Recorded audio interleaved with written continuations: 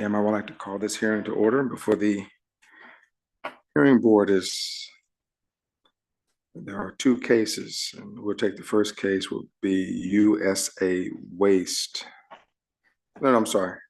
We're taking Canyon Power, correct? Okay, very well. Taking Canyon Power Plant, case number 6264-1. If we move any further, Madam Clerk, are there any individuals on the line seeking to provide a non-evidentiary public comment? None online. Okay, and there's no one seeking to provide any evidentiary testimony, just for the record, Madam Clerk? Yes, there's no one online or in person. Very good. So the record is clear. There's no one seeking to provide public comment and or evidentiary testimony. Who do we have representing the petitioner? Yes. Good morning, Mr. Chair, members of the board. My name is Teresa Chen, and I'm here in my role as counsel for the City of Anaheim. The City of Anaheim operates the Canyon Power Plant, which is the permitted facility for which we're seeking a variance on Unit 1, which is one of 4 turbines at Canyon Power Plant this morning. Who's representing the respondent? Good morning, Mr. Chair. Catherine Roberts on behalf of the executive officer. Okay. And so we do have, there's a number of exhibits.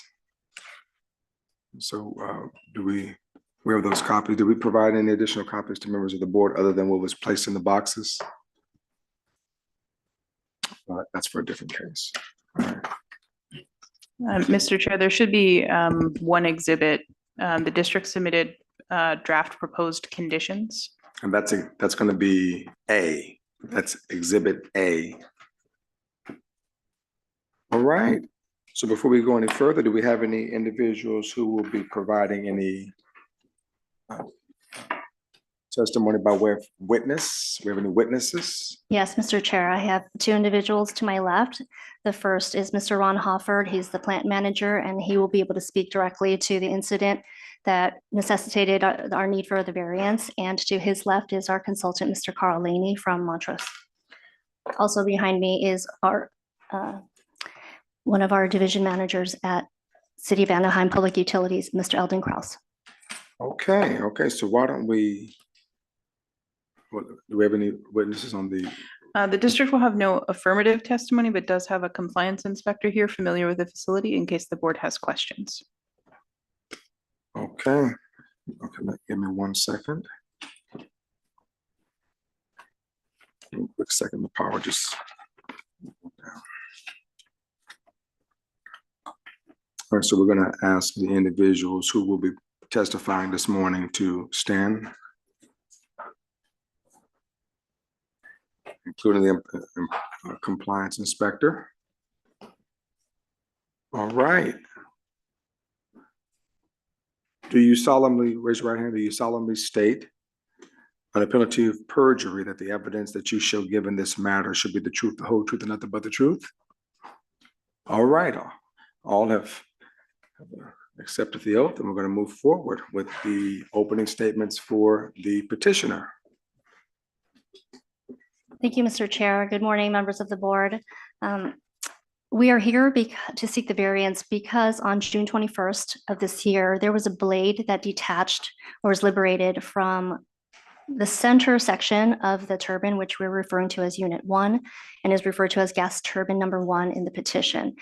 So the blade detached unexpectedly, traveled through the compressor, hit a number of other internal components on the way, basically was a powder by the time it reached the combustor section.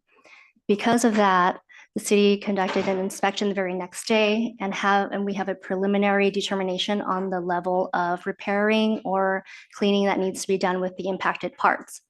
However, that type of repair and cleaning cannot be done on site and will require the operator, the Canyon plant operator, City of Anaheim, to have that turbine transported to our selected repair service provider in Canada. And because of that, the absence of the unit means we cannot do the triennial source testing, which was scheduled for August 2024. for the duration of that repair process, including the front-end procurement, the extent of time that we're estimating actually on further thought exceeds what we initially asked for in the variance. So in the variance, we asked for the duration to go until June 2025. But out of prudence and to leave room for subsequent installation and testing, we are amending our petition to instead ask for the variance to go until the end of August 2025. Mr. Ron Hofford is a plant manager, and he will be able to speak more directly to the incident and the resulting procurement process and repair process. Thank you. Thank you, Mr. Chair, and good morning. Subject to the inclusion of the conditions proposed in Exhibit A, the district would be unopposed to the granting of the variance, including as amended by petitioner this morning to extend the date. Very well. Is any way we can get a copy of the proposed findings and decisions? Because you, did you receive? Just this letter.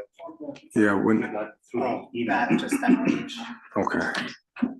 We don't have proposed findings No. for a variance. Sorry, I thought you stated. Exhibit A should be a list of conditions. Right, It's a exactly. single- I'm sorry. That's Yes. what I meant, but I don't have a copy. The doctor and I, do you have a copy? This is, My copy. okay. You can have it. Yeah. Thank you. It was emailed. Just want to be clear, but thank you, appreciate it. Just want to make sure okay. All right. Thank you. Thank you. All right. So we're going to turn the floor back over to Ms. Chen, and you can call your first witness.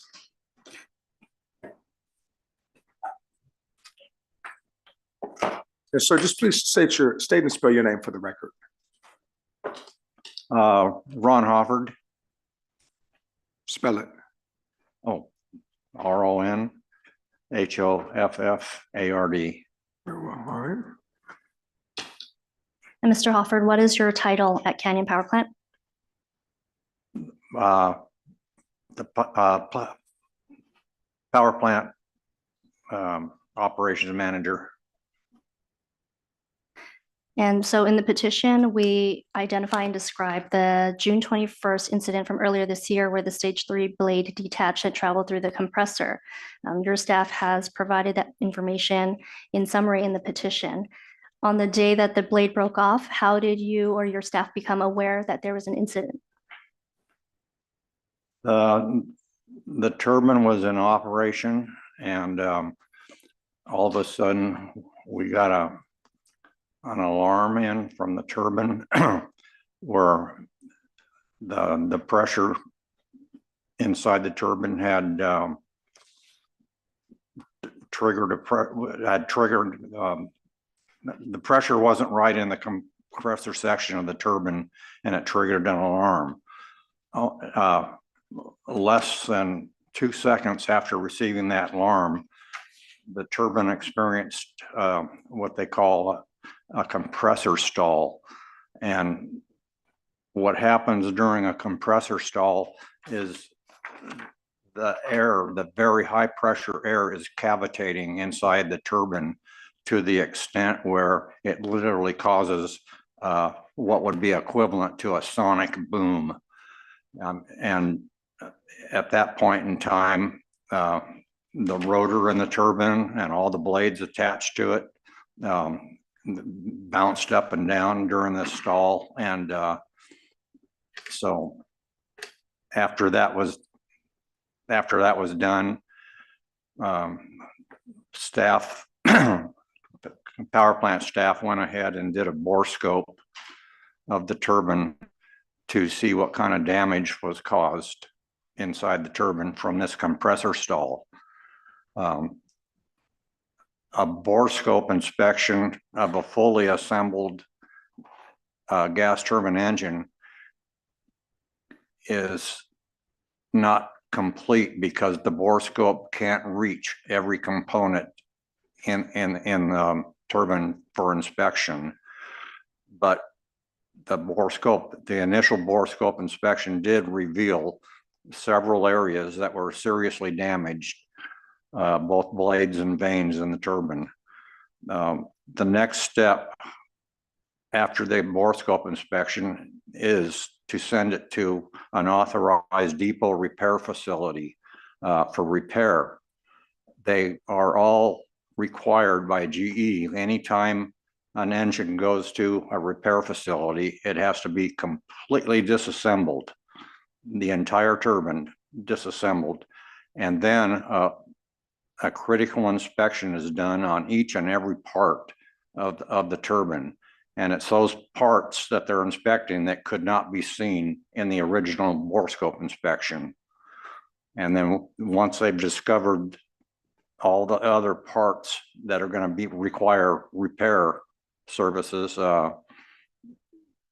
they come back with here's the additional cost other than what was quoted in the first place from your initial borescope inspection. So that's where we're at today, waiting to ship the engine to depot for repairs. So to review the timeline, the blade broke off on the 21st. The alarms and sensors went off. It was the very next day that the city, whose on-site staff is trained to conduct the borescope inspection, did that inspection over the course of 4 days. On the fourth day, staff contacted SC AQMD Inspector Thomas Lee to inform him of what happened. And at that point, Mr. Lee mentioned to our staff that we should seek a variance.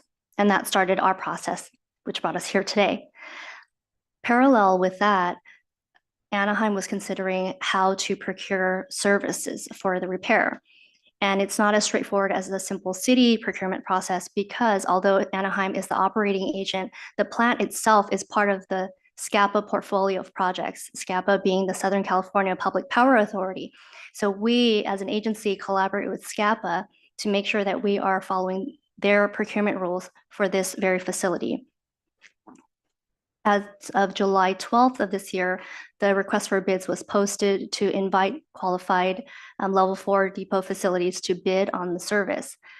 The scope that we put in the RFP was based on our approximation of 50% damage based on the borescope inspection.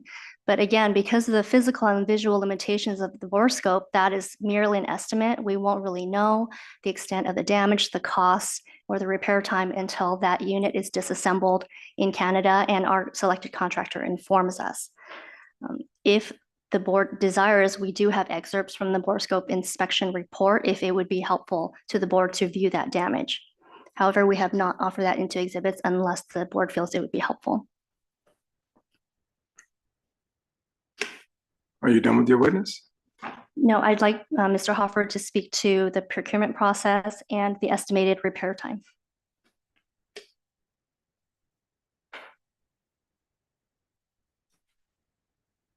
The procurement process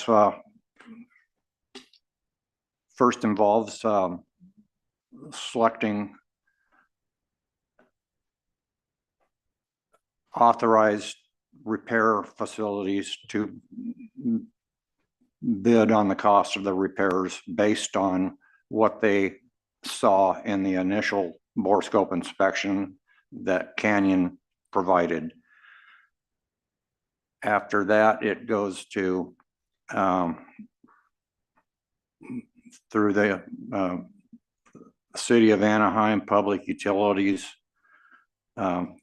Project Committee team for approval of the awarded contractor to repair the engine, and from and the cost for the repairs has been provided by the awarded contractor, and that's what goes to the meeting for approval. And once that's approved, the contract is written and provided to the repair contractor. And then the rest is the rest of the contractor's involvement is in fact the disassembly portion of the turbine once it reaches their facility, and they do provide the additional charges that may or may not have met the amount that was approved at the project committee meeting. So, Mr. Chair, members of the board, to clarify, the project committee is actually a SCAPA body. It's the SCAPA Canyon Project Management Committee that makes decisions specific to this facility. The contract approval for the service is set for October 9th. So it did take some time to get that on the agenda and coordinate schedules. As you know, for certain items to get on the agenda, it takes collaboration of all of the members. And I believe, Mr. Hoffer, correct me if I'm wrong, after the contract is awarded, removal of the turbine should take about a day, and then we're talking about transportation time. So far, the selected service contractor has estimated that they'll be able to tell us in early November. Is that right? That's correct. That the disassembly, the tear down inspection will be completed in early November. And at that point, they'll be able to give us a better sense of what it's going to cost, what gets to be replaced versus cleaned, and what the repair time is going to be. So just for clarification, are you asking him that question or are you providing? Because I want to make sure you're not testifying. Right. Mr. Hoffer, would you confirm what the contractor told you about the timing of when the tear down inspection will be complete and when that estimate will be provided? When the contractor returned their request for bids, they stated on that it was an estimated 3-month project for them to completely repair the engine. And for repairs in this era, the lead times for repairs of this nature can go anywhere up to a year in order to accomplish. And the 3 months was extremely a low lead time as compared to what the norm is. And the reason they were able to give us 3 months is they also are in possession of all the compressor parts needed to repair the engine. So they don't have to go out looking for parts. And the rest of the parts that may be damaged, they have the capability of simply cleaning those parts. It's not that the parts are damaged to the extent they need to be replaced. And Ron, what about the tear down inspection? How long did they say that would take? The tear down inspection should take approximately 2 to 3 weeks. Thank you. And while the unit 1 is with the service provider, does Canyon plan to substitute that unit? Or will Canyon just be down 1 unit? Canyon will just be down 1 unit. Okay.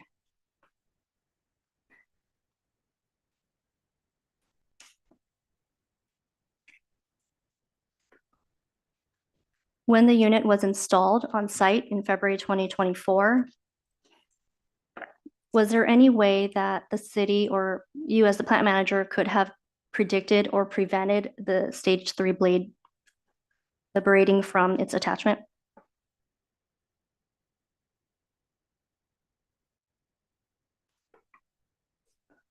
The turbine had been returned by GE for a previous repair on that date.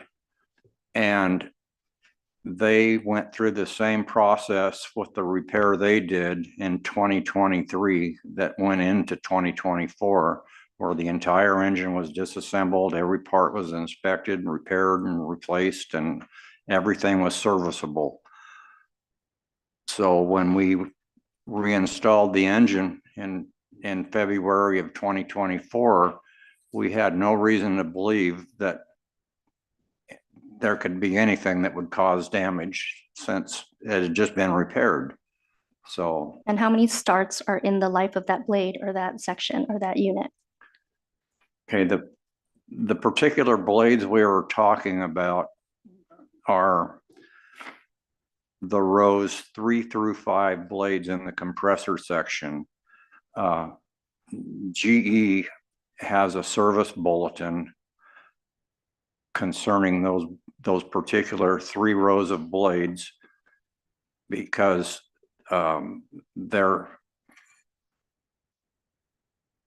they can fail prematurely.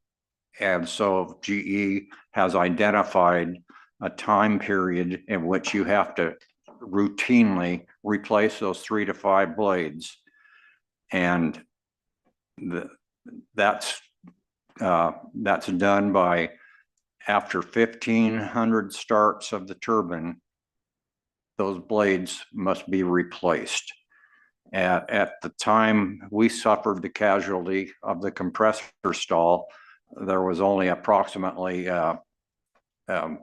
1,000 starts on the engine. So those blades were not ready for replacement. So we had no expectations that the blade would be liberated any earlier than the timeline that GE provided on starts. Thank you. All right, Ms. Roberts, and Cross? Yes, I have a few questions. Thank you, Mr. Hofford. I noticed in your petition, and if you have it in front of you, I'll walk you through what page and item number I'm asking just for reference. I kind of want to start out with a really high level. Essentially, this variance is seeking relief from your permit requirement to get triennial testing. Is that correct? That's correct. And I notice in your petition on page 5, box number 15, the first bullet point, you note that in July of 2023, triennial testing was due, but was not performed. Is that right? That's correct. So my first question is, why are we here in October of 2024 if triennial testing was missed in July of 2023?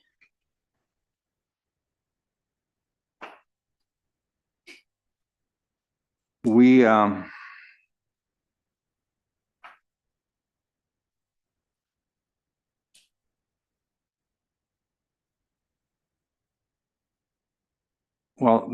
okay, the engine was still at GE being repaired when the date for the triennial test was due. And we failed to apply for a variance for performance of that test because we were so caught up in the length of time it was taking this turbine to be repaired. And the other reason is we didn't really think about it, but we figured the turbine is not even on site. So how can we possibly perform a triennial test? So it's just definitely our fault that we should have filed a variant for a variance then, but we just literally were not aware that we should have. Okay. But you realize that the variance you're seeking today will only, if the board grants relief, would only provide relief going forward. So starting from today and then going into the future, it would not provide relief from past violations. No, understood. Okay. And then looking at that same box, page 5, box number 15, I know, I think the third bullet point down, you mentioned in July of 23, it was offsite in Texas for repairs, but it was originally brought back to Anaheim in February of 2024. Is that right? Yes. Did you seek to schedule the triennial testing immediately in February? Because I note that there is a May date where it was returned to service, and I'm just trying to understand, when did you initially schedule that triennial testing?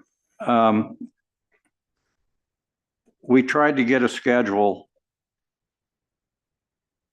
for the triennial test, but the company doing the testing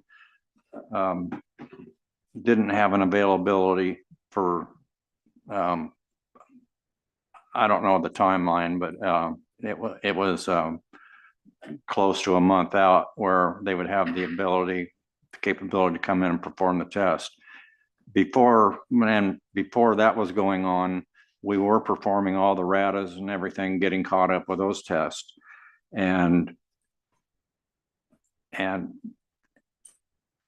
engine turbine was still running, but it suffered the compressor stall before the date that we did have the triennial test that was going to be performed.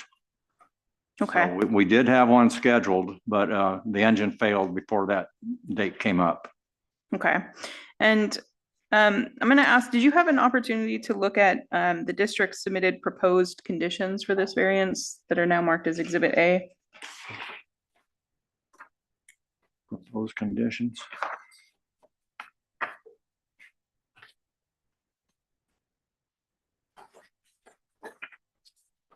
Yes, I've gone through this, yes. And can I ask you specifically, condition number 3 proposes that you would have to conduct the next triennial testing within 90 days of the first fire of this turbine. So once it's repaired and you have it back on site, the testing would be required within 90 days.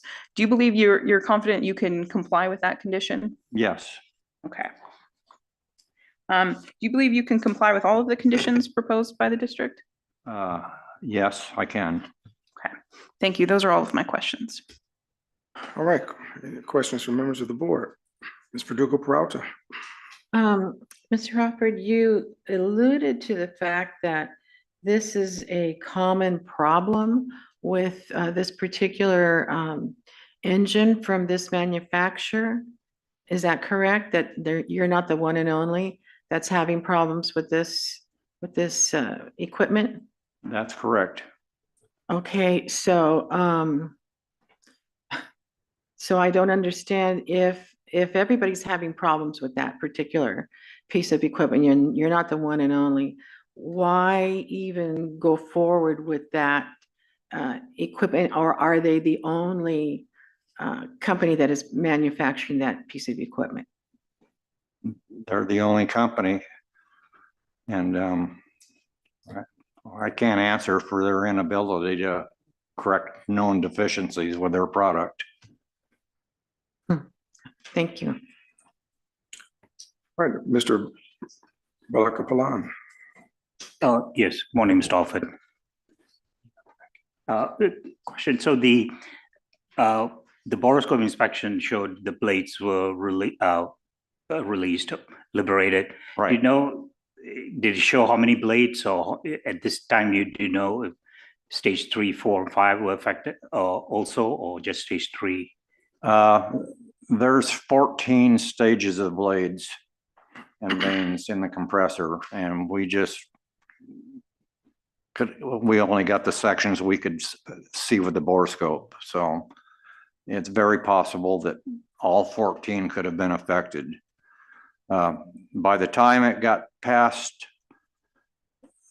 the 14th stage blade, the next thing the gas path would have gone through is the combustor. But by the time it got to the combustor, that blade was literally reduced down to powder, no chunks or anything of that nature. So everything combustor on back to the very end of the turbine is just a lot of parts that need the powder debris cleaned out. So when it goes finally for repair, when they open it up, is that potentially they might replace all the blades in all the different stages, or only the ones that are affected by the, due to the liberation? Only the ones that were affected. Okay. Even though the stage 3 to 5 GE's bulletin says you need to replace it up to, close to 1,500 starts. Right. So if 4 and 5 are not affected, then you leave it until it reaches 1,500 starts, and then only do that. Yeah. So being the third stage blade that was liberated, naturally the next one would have been stage 4 and stage 5. So it's pretty much assumed that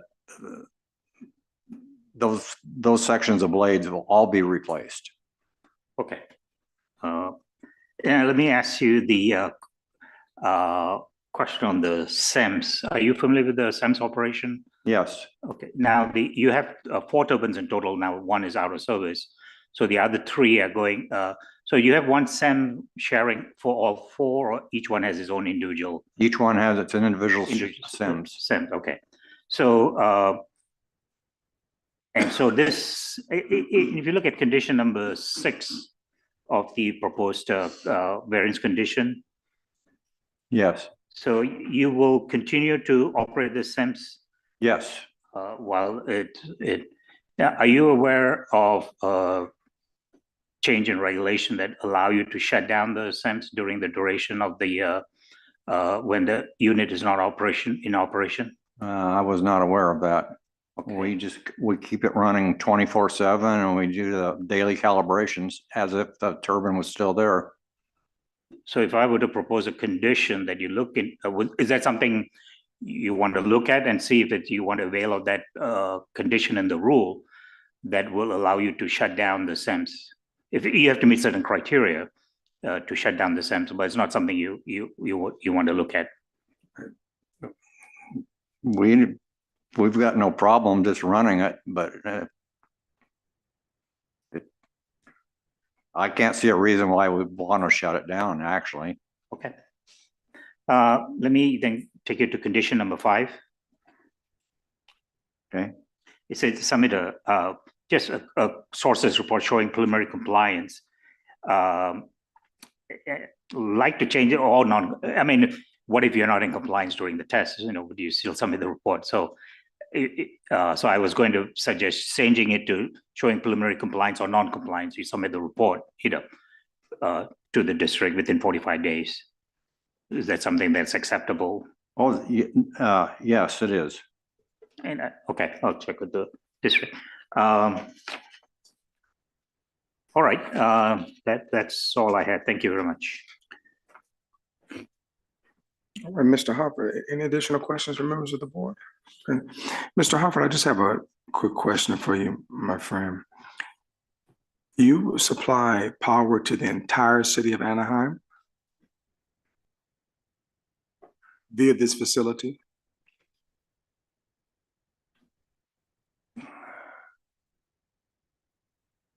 Well, that's a tough question. The facility has the capability of generating 200 megawatts hours. Certainly, it's going to take much more than that to supply the entire city. So, And the reason why I ask is because if you look at the petition, page 2 of 12, number 5, you say this supplies electric power to the city of Anaheim community to meet their electrical needs. So I'm just making an assumption that wow. there's 4 50 megawatt generators, right, which is how you get the total of 200, and you're supplying power to the entire city of Anaheim. Well, the 200 megawatts is supplied to the city. So I guess what I was trying to get is that that's not enough to power the entire city. And are there any other utilities providing power to Anaheim? Southern California Edison or anybody else?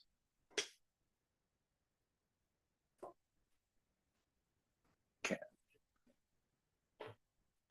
we defer that to? No, but it's not necessarily, I was just curious because it states here that you supply power. So I'm under the supposition you supply power to Anaheim, Disneyland, et cetera. You said it right here in the petition. That's right. Without giving testimony, to clarify, APU, Anaheim Public Utilities, is very different from other surrounding local agencies in that it does not take power from Edison. It services its own boundaries with water and power. Okay, so do you supply the city of Anaheim with water and power, the entire city of Anaheim? Well, we do the power part, yes.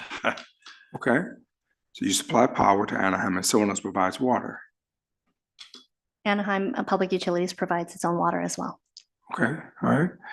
So just to be clear, This agency provides power to the entire city of Anaheim, inclusive of Disneyland. That's where the 200 megawatts goes, is to the city of Anaheim. So Because it seems to be a little I, confusion when the question was asked. the,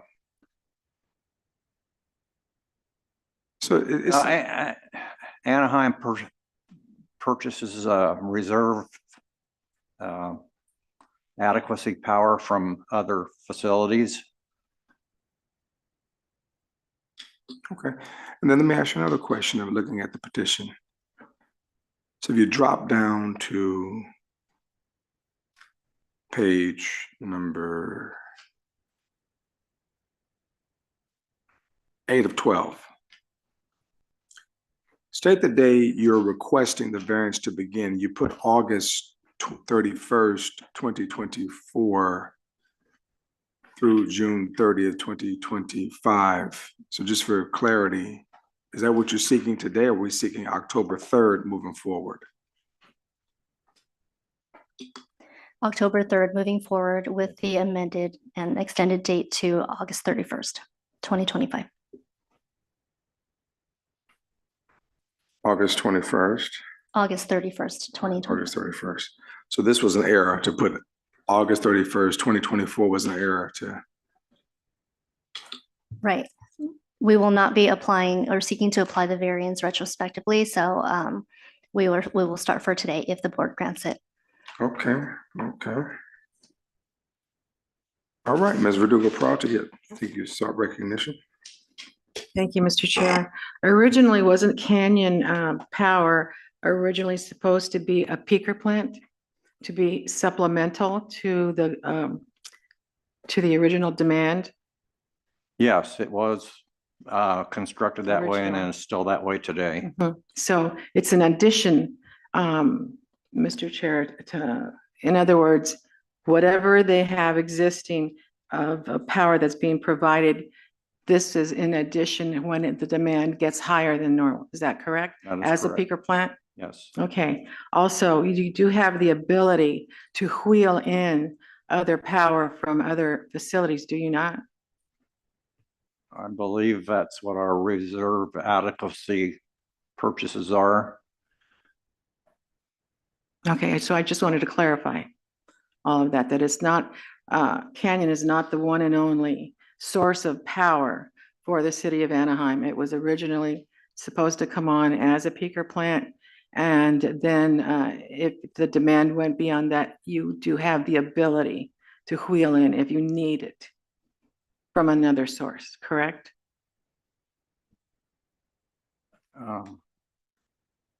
Would it be possible to let our integrated resources manager, Eldon Yeah. Kraus, That'll be speak to fine. that? Yes, thank you. So as the gentleman is coming up, I just want to be very clear. The questions posited are extracted right from the petition. So if there's something in addition to, that should have been included in the petition. So why don't you go ahead and take a seat, sir, and spell your name for the record. First and last name, please. And position. Yes. My name is Eldon Kraus. I'm the Anaheim Public Utilities Integrated Resources Manager overseeing our power supply. My name's spelled as E-L-D-E-N, last name Kraus, K-R-A-U-S-E. And I'd just like to clarify as far as Anaheim Public Utilities supplies all energy and all power to the city of Anaheim. Thank you. Okay. All right. As part of that, Canyon is part of our power supply portfolio, which is made up of multiple resources, base-loaded renewables, including peaking resources as well. So Canyon does dispatch. Typically, we are a participant of the California ISO, and Canyon Power is utilized for resource adequacy. So it obligates it to the ISO and requires us to bid in the unit 24 hours a day. So typically we'll see summertime more dispatches than we do as we dwell into even winter or fall season, right? We'll see those dispatches kind of dissipate, but typically we'll see dispatches in the morning ramp and in that afternoon ramp when that sun goes down from the Canyon Power Plant. But it is a critical piece of our power supply portfolio from that standpoint. And so the city manages both utilities, that you manage the larger agency responsible, and then this is a part of your portfolio of almost like a subsidiary agency, as it were. SCAPA, the Canyon Power Plant resides under the joint power agreements under the Southern California Public Power Authority. So it's a SCAPA project. Anaheim is the only participant in this particular project itself. But isn't SCAPA a conduit for contracting and bidding? Yes, that's right. That's why our procurement and approvals process needs to go through a SCAPA body, which is the Canyon Project Committee. And I understand that, but how is that relevant and germane to the fact that you wrote in the petition that this Canyon Power Plant provides full power to the city of Anaheim? Again, if the general public is reading this, they're going to make an assumption that this particular plant provides power to the entire city, inclusive of Disneyland, right? And so, again, in this context, we reference SCAPA multiple times, but I'm trying to draw the correlation between SCAPA as a contracting conduit used by LADWP and a host of other agencies throughout the state. How is that relevant and germane to the issue vis-a-vis gas turbine number 1?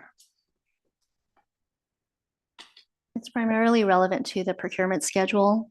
That was provided as background to explain the time it takes between when the incident happened and the steps needed to put a request for bids out, procure that service provider, and go through the appropriate awarding bodies, which would be slightly more straightforward if it was just Anaheim doing our own procurement. But because we have to collaborate with another body, which is legally a separate agency, although that agency serves its members and Anaheim is a member, it's not as straightforward of a procurement process. So we bring up SCAPA to explain the relationship and how that adds to potential delays because of adding the contract approval to the agenda and having SCAPA as a body prepare the contract on our behalf. Okay, no further questions. Any additional questions from any other members? All right, just want to call your next witness. Sure, I'll call Mr. Carl Laney from Montrose. And I would probably ask that we would submit an amended petition subsequent so that we can kind of clean up some of the on the city side. Sure, no problem.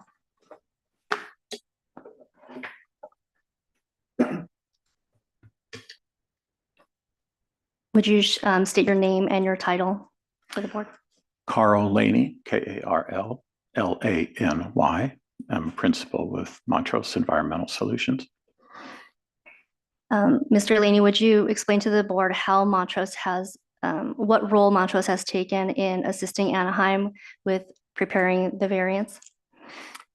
In this particular case, the city of Anaheim contacted us to help work with the operations people and the city attorney's office to prepare the petition to help the city understand what rules would be in violation and to help fashion an operating resolution that makes sense to both the air district and the city. Thank you. And what other services does Montrose provide for Canyon? Montrose Environmental Solutions provides, we have an on-call contract to respond to things like this, primarily permitting or compliance management. And in your experience, what does the testing process look like with regard to how much time it takes from the time a turbine is installed and started to completion, to successful fire? To clarify, I am part of Montrose Environmental Solutions. We are a separate company from Montrose Air Quality Services, the testing corporation. So I'm speaking as a compliance consultant, not as the source tester. The process of going through the source testing procurement includes the same type of contracting that someone might be looking at here. I Anaheim has a master agreement with Montrose Air Quality Services, but is still subject to scheduling those services as time goes by. Right now, scheduling a source test and getting on the books both with as a testing client and as a regulated source requires typically notification to the air district. It requires a demonstration of protocol that the district would normally approve of. It also involves the same types of things that we're wrestling with on repairing the turbine, and that is getting onto schedules to actually conduct the work. Scheduling can take 3 months. For example, right now, we were just advised that there are no new tests scheduled through the end of the year. So the earliest that we can schedule emissions tests are out into January. That gives Anaheim, even with that kind of window in this particular case, it does give them the opportunity to schedule and manage testing. Do you know, recognizing that your division or your employer is separate from the air quality testing, do you know in the process of scheduling those tests, if Anaheim were for some reason not to receive that turbine back for installation on schedule, but had a tentative date scheduled for the testing, do you know if Anaheim and its compliance efforts would get kicked to the back of the queue? Or are there adjustments made for flexibility so that the testing would be pushed back proportionally to the delay? It comes down to a strong channel of communication between the client and the vendor. Certainly, if there were changes made in scheduling without warning, it would result in cancellation penalties, and you are indeed at the mercy of what's available on the schedule. So it could be that if we have to reschedule and we want to reschedule in 2 weeks, that may not be possible. If you wanted to reschedule in a month, that would make sense. Thank you. No further questions. Ms. Robertson-Cross? Sure, I just have a couple of questions for you, sir. So I think you mentioned that you have essentially you're a contractor for the petitioner as a compliance outfit. Is that correct? That's correct. It's on call.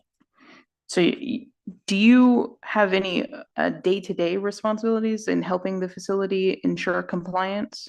Not in this case, no. No.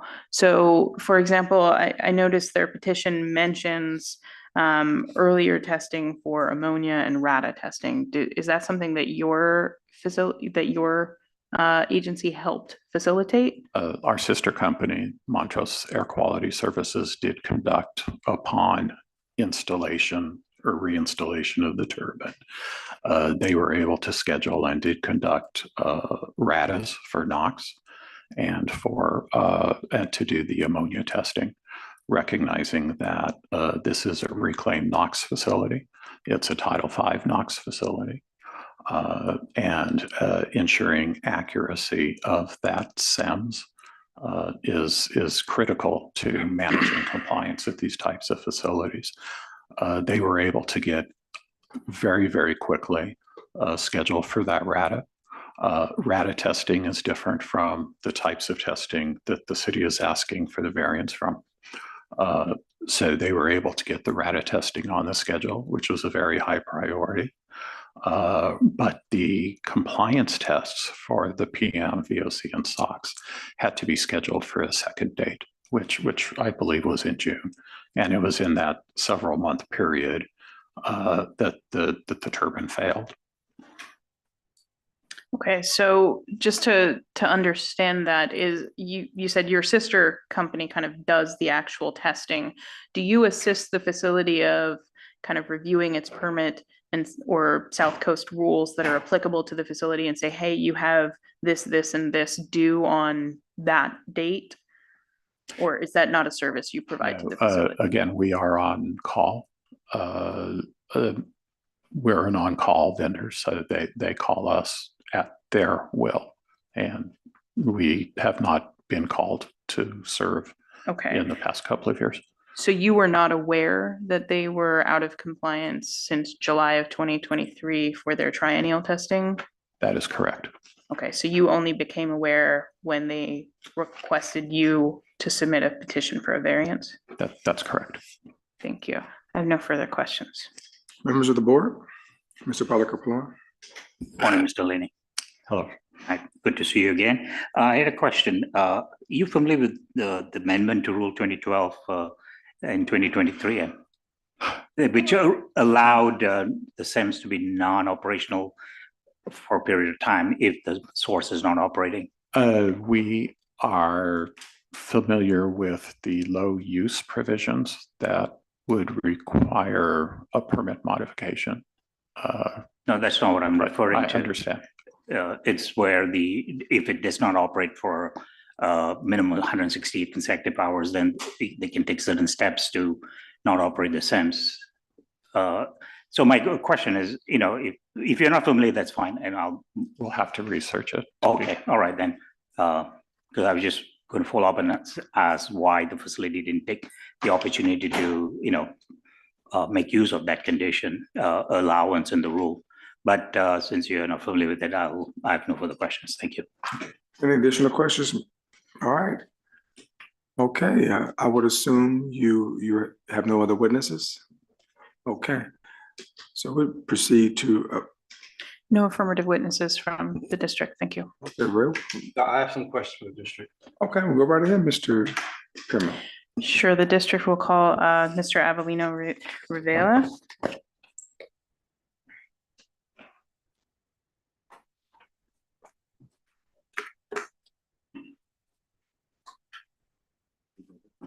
Come on up here. Just hit the button for the mic. Good morning, Mr. Rivera. Can I have you state and spell your name for the record? Yeah, my name is Abilino Revilla, and my first name is spelled Adelino, last name Rebilla, and I am the air quality inspector handling the reclaim audit for Canyon Power. Thank you, Mr. Rivera. Can you tell us, how long have you been with the district? I've been with the district for almost 8 years now. And you mentioned that you work in the reclaim group assessing reclaim compliance. Is that right? Correct. And you were in that role, you're familiar with the Canyon Power Plant? The Canyon Power Plant was assigned to me sometime around March. It was handled by a different inspector before me, and I did the reclaim audit. So I'm quite familiar with some of the testing records that was submitted to us for the Title V and reclaim requirements. Thank you. I will turn it over to the petitioner for questioning or the board. Well, why don't you have any questions on cross? No questions. Thank you. Yeah, Mr. Pimmer. So the petitioner testified that they were a year late in seeking relief. In general, do you have the parties self-regulate whether they meet the 3-year test or other testing requirements? There's no computerized tickler file that the district keeps to keep track of those types of things for equipment that's permitted? What was I thought it was in the on the. So if I could rephrase maybe Mr. Perman's question of, could you walk through the district's reclaim audit program and what does that entail and when does that, can you give us the timing of that and kind of walk us through how does that process work? Okay, for the reclaim audit, we look at the RTCs that are bought by a company and then make sure that they do not exceed the RTCs. In order for us to do that, we look at the performance of the engines with regards to the NOx limit and SOx limits. And part of since the facility is also a Title V, we look at the conditions for the permit requirements, and that involves the triennial testing that was discussed here with this variance. And then we completed a form to ensure that RTCs are not exceeded and all the permit requirements are met, and that the facility submitted all the testing required to be in compliance with the permit conditions per the permit to operate issued to the facility. And the frequency of this? We do the reclaim audit yearly. In this case, Canyon Power is in cycle one, is a cycle one facility, which we cover from January 1st to December 31st of the same year. So when did you complete the audit for that year? Have you completed it? I completed the audit for compliance year 2023, and I submitted it to my supervisor, I believe August, and waiting for approval for review. Move slow. All right. Now, the condition that we're talking about here, was it 29? D29.3. So I just want to be clear, the trial testing involves both SOX and VOCs that we're talking about here? Yes, and PM. And the PM too? Yes, correct. Okay. So I just want to make that clear because the proposed order, it mentions NOx, but nothing else. But so it covers all three items. That the understanding of the respondent?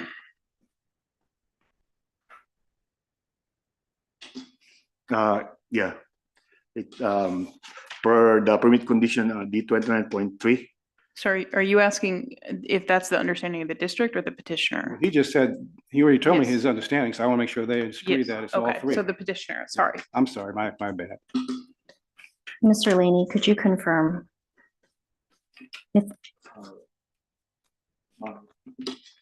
As I'm reading condition number 3, it says that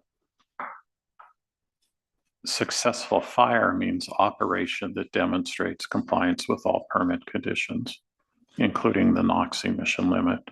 I don't think the intent of condition number 3 was to suggest that this is a NOx issue.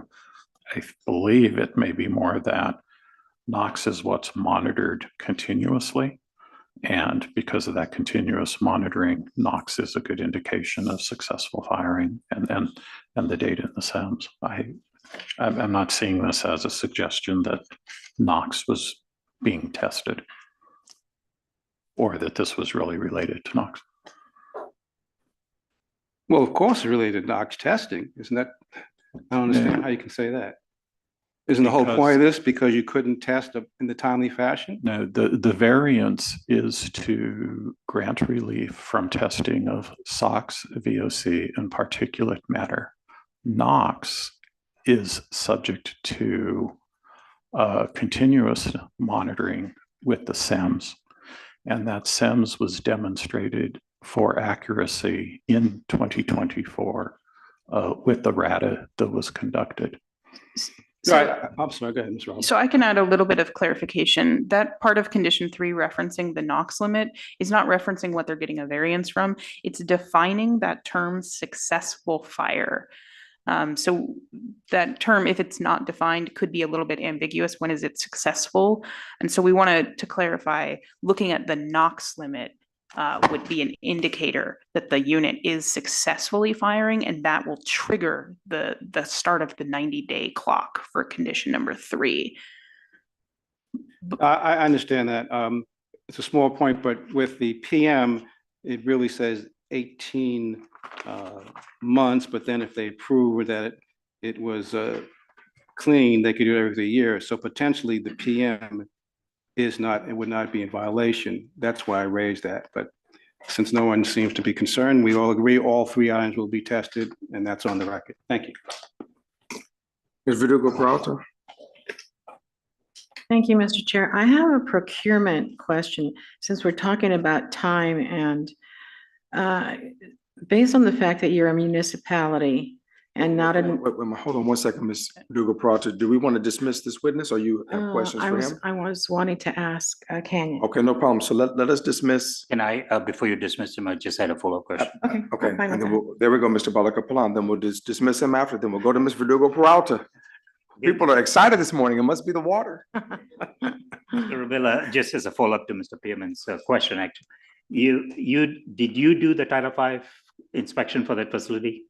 No, Okay, somebody else did. yes, correct. And did they identify that they were in violation of the triennial test, to your knowledge?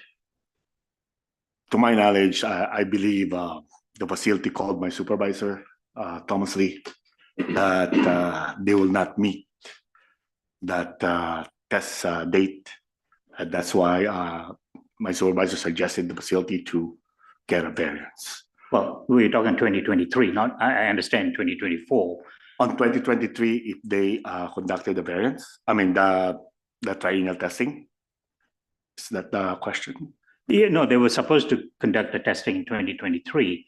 They failed to do so. Yes.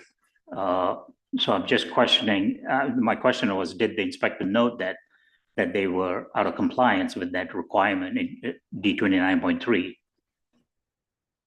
To your knowledge, if you don't know, that's. No, like what I mentioned earlier, the facility was assigned to me sometime around March. And so the Title V inspection was already conducted during that time. And I was not aware that they did completed the When you do your audit, you only focus on the RTC data and the NOx and SAN. correct, just the reclaim part. All right. Okay, thank you. No further. All right, so we're going to dismiss the respondent's witness. And then we're going to break from tradition and jump back over to the petitioner. Allow Ms. Verdugo Prado to ask her questions relative to procurement. Thank you, Mr. Chair. And my question, since we're talking about time, detrimentally, based on the fact that you're in a municipality and not one of the three investor-owned utilities, does the city council also have to weigh in? Do you need to take the time to address the city council based on the fact that you are a municipality? No, the authority to contract for canyon-related services and materials is accomplished through contracts that are actually signed by SCAPA Okay. and the counterparty. Yeah, I wanted to clarify that. Thank you. All right, no additional questions from members of the board. Closing comments. Thank you, Mr. Chair and the board, for your time this morning and allowing us this opportunity to present the circumstances to you. The city of Anaheim, despite its oversights, has acted in good faith. The blade that broke off was far short from its replacement time, despite manufacturer recognized deficiencies. It was not the blade liberation was not an incident that we could have predicted or prepared for. The damage and the extent of the damage is not even something that we can really assess until we have that service provider disassemble the unit and provide that additional information to us. But on a going forward basis, as soon as we receive that information, the city fully intends to proceed efficiently with repairs and getting that turbine up and running. And not only because we rely on that turbine, but as Board Member Verdugo Peralta mentioned, we are a local agency, so we are a not-for-profit. If something costs extra or if there's an inefficiency, the person who ultimately ends up paying for that is our ratepayers, and we cannot in good conscience drag this out.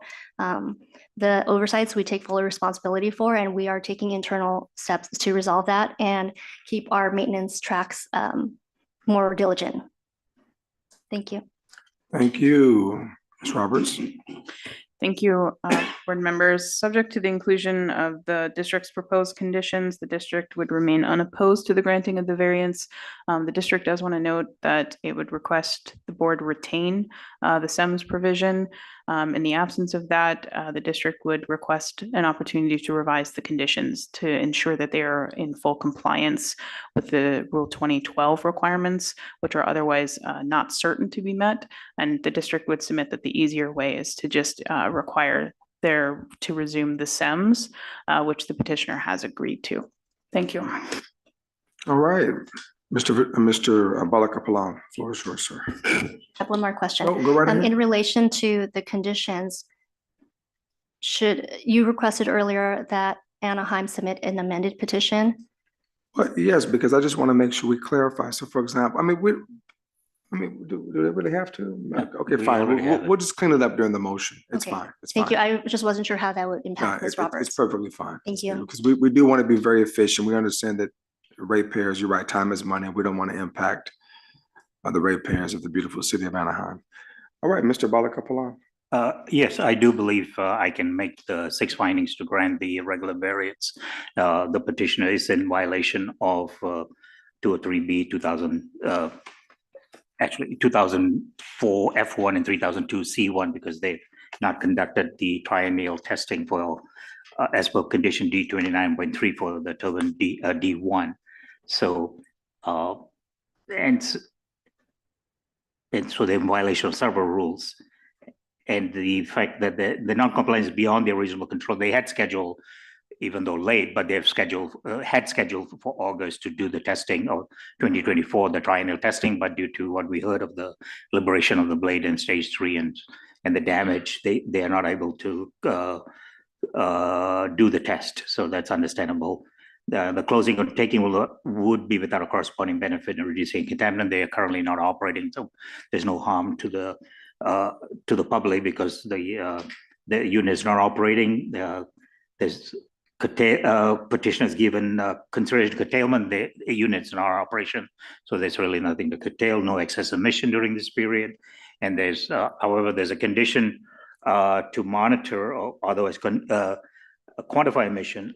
And I do I'm not trying to change. Condition number 6, but what I was going to propose, which I did in other cases, is to put an additional language. It seems, I'm surprised the source and the consultant aren't familiar with the rule and the district.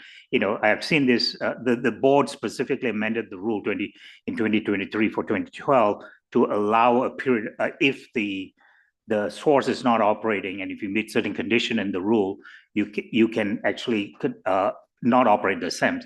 So I was going to propose a condition to add to that, not taking away what it's the choice of the petitioner what they want to do.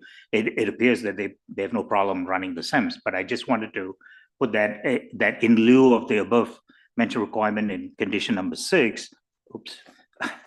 The petitioner may choose to comply with the requirements of Rule 2012 C2D and 2012 C2E as amended on November 3rd, 2022.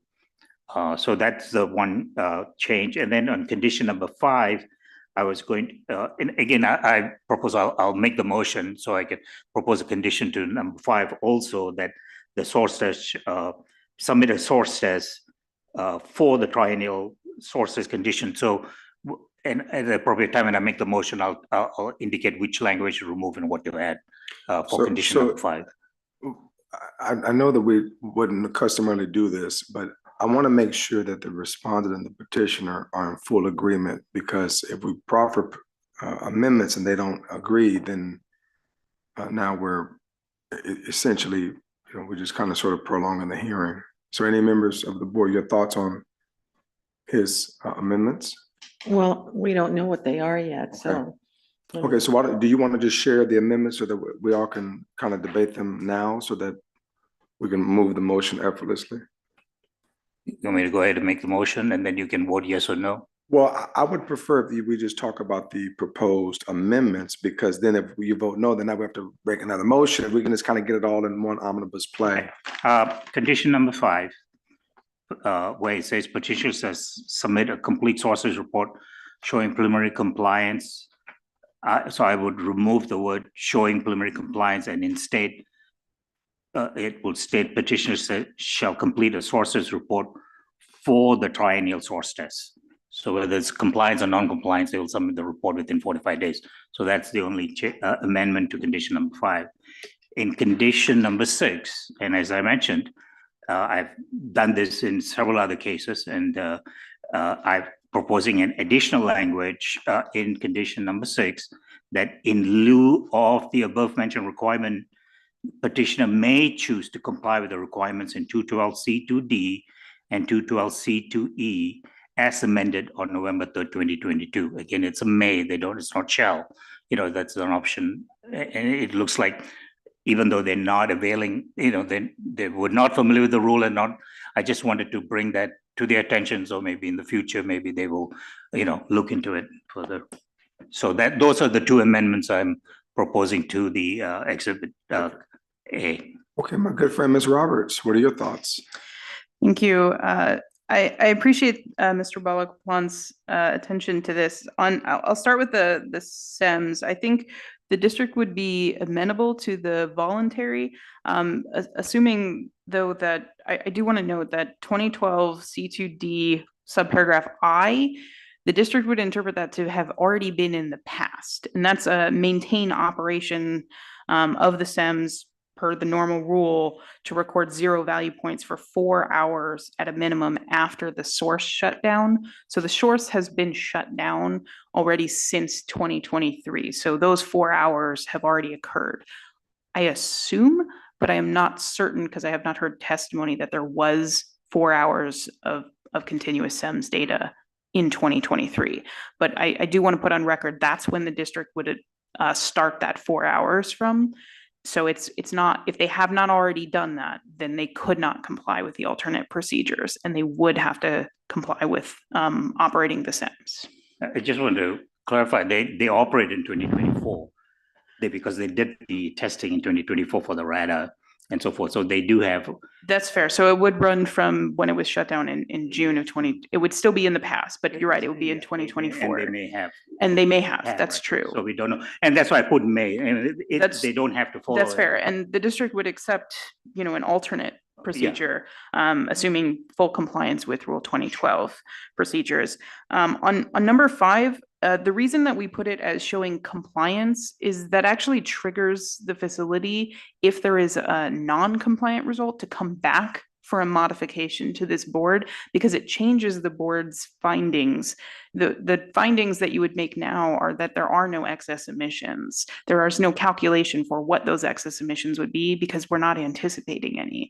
But if they fail source test, that calculation will change. There will be excess emissions if they are operating it on a failed source test.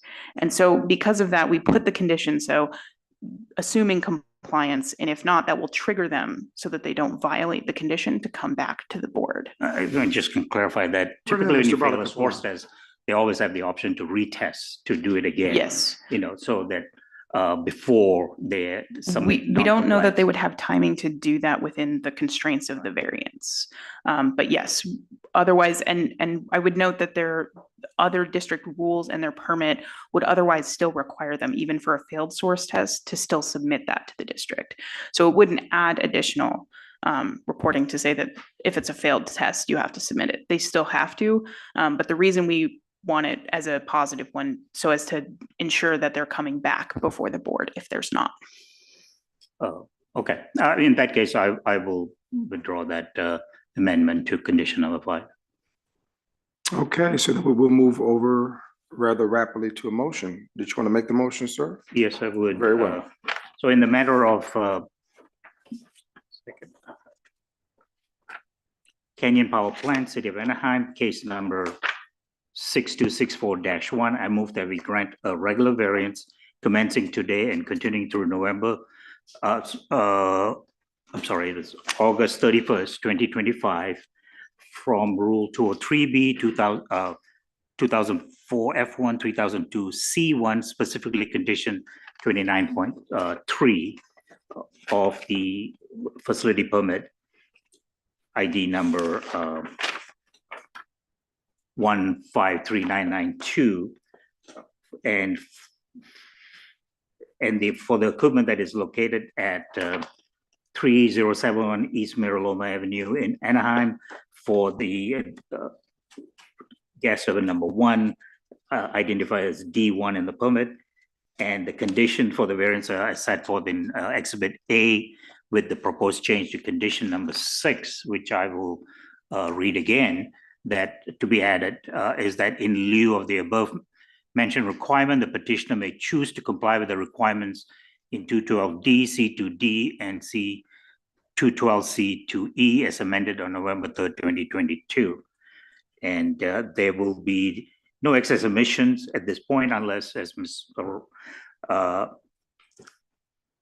Roberts pointed out, if they fail maybe the triennial test and there may be some excess emission, but there will be no excess emission because the unit is not in operation.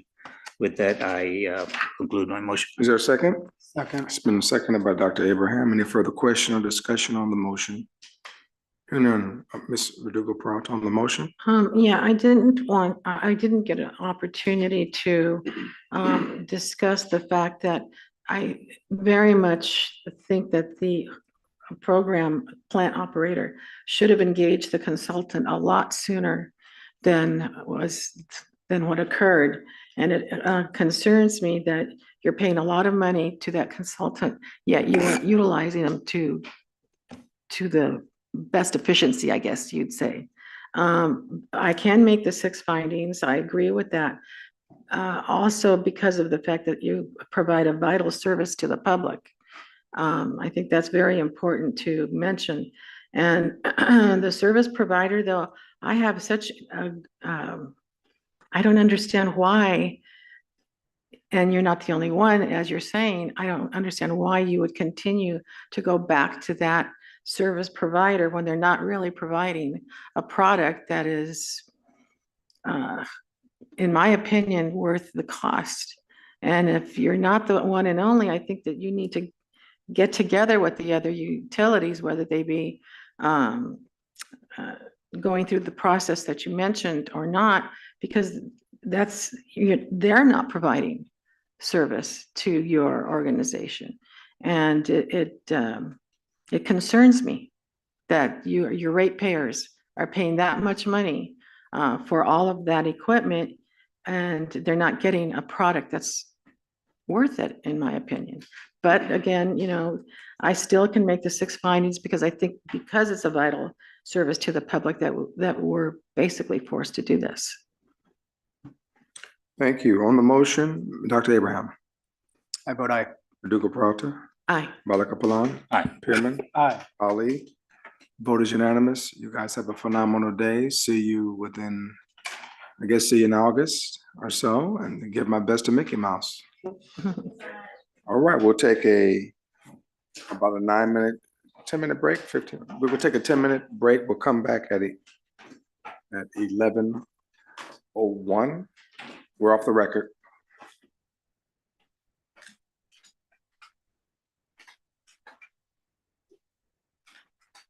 Mr. Day, we're off the record, sir.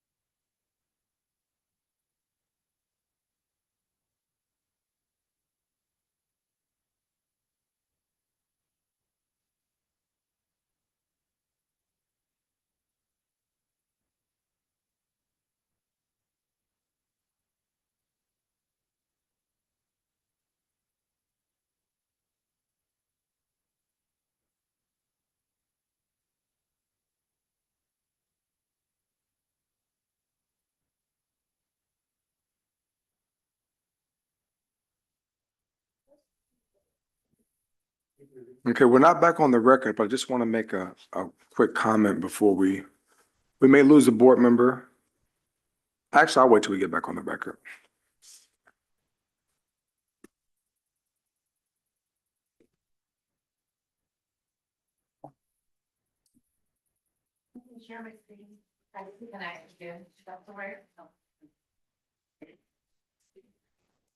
Day, Yes. I'm still here. If people need to discuss confidential stuff, they can let you know so we can decide. We have to do closed session, okay? Okay. You're right about that.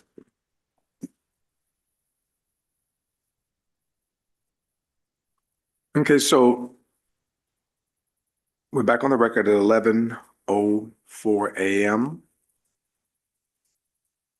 And the case before the board is USA Waste of California DBA El Sobrante Landfill. Okay, case number 5139-3. So we may lose a board member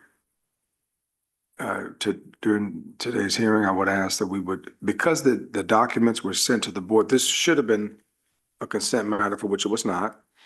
I would ask that we would find a way to expedite elements of the hearing as possible while we still have 5, if at all possible. And then the other aspect is on Exhibit 1, we have exhibit, HB1 is an exhibit. HB1 is an exhibit. And then we just received the document and we're going to classify this as, this is from. Oh, the one page, that's from the district.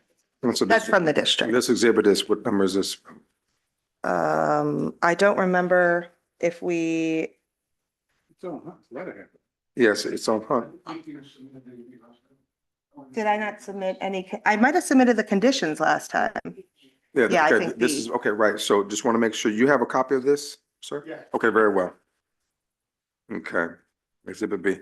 Now, there was a question, a statement on HB1, which is the Balaka Palan email dated Tuesday, October 1st, 2024 at 8:13 a.m. The petitioner has identified several data points as confidential. It does not explain why these should be treated as confidential and how they are supposed to be handled. And so within your opening statements, Counselor, I'll let you introduce yourselves in a second, but just want to make sure we underscore that point. And then how do you recommend we treat that information as being confidential? Okay, so who do we have representing the petitioner? Malcolm Weiss with Hutton Andrews Kurth, representing petitioner today. Okay, we're spelling the last name. Sorry, Weiss, 2 S's. Okay, and then who's representing the respondent? Mary Reichert on behalf of the executive officer. Okay. All right. Oath. We have any folks that will be testifying today, or if so, we'd like to administer the oath. It's a case. Do you solemnly state raise your right hand, do you solemnly state under penalty of perjury that the evidence that you shall give in this matter should be the truth, the whole truth, nothing but the truth? All right, the record is clear. The floor is yours.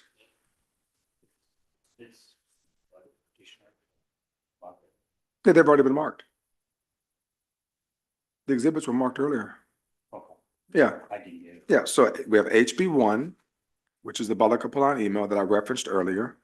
And then we have Exhibit B, which was the document that Ms. Riker pointed out. In the email we received, there's exhibit 9. Okay, I apologize, Mr. Balaka Palan. Okay, so Madam Clerk, would you want to just briefly provide that information to the board? What he's referencing is in an email, we received multiple additional documents. And so those exhibits are Exhibit 8, stipulation to place the item on consent calendar for which did not occur. And then Exhibit 9 is a declaration from Christian Colleen. Regarding the regular variance filed in support of the consent item. And then the other was Exhibit 10, declaration from David Meyer. Is it Meyer or Mayer? Meyer. Meyer. Okay, and that document is the declaration of David Meyer regarding regular variance filed in support of consent calendar. Now, mind you, just want to be clear, 187 pages. So again, I would really encourage us to, let's move this hearing rather rapidly because we've had a tremendous amount of information presented to us before. There's Exhibit 11 too. There's one more, Exhibit 11, which is the proposed finding. Oops. Exhibit 11 is the proposed finding and decision.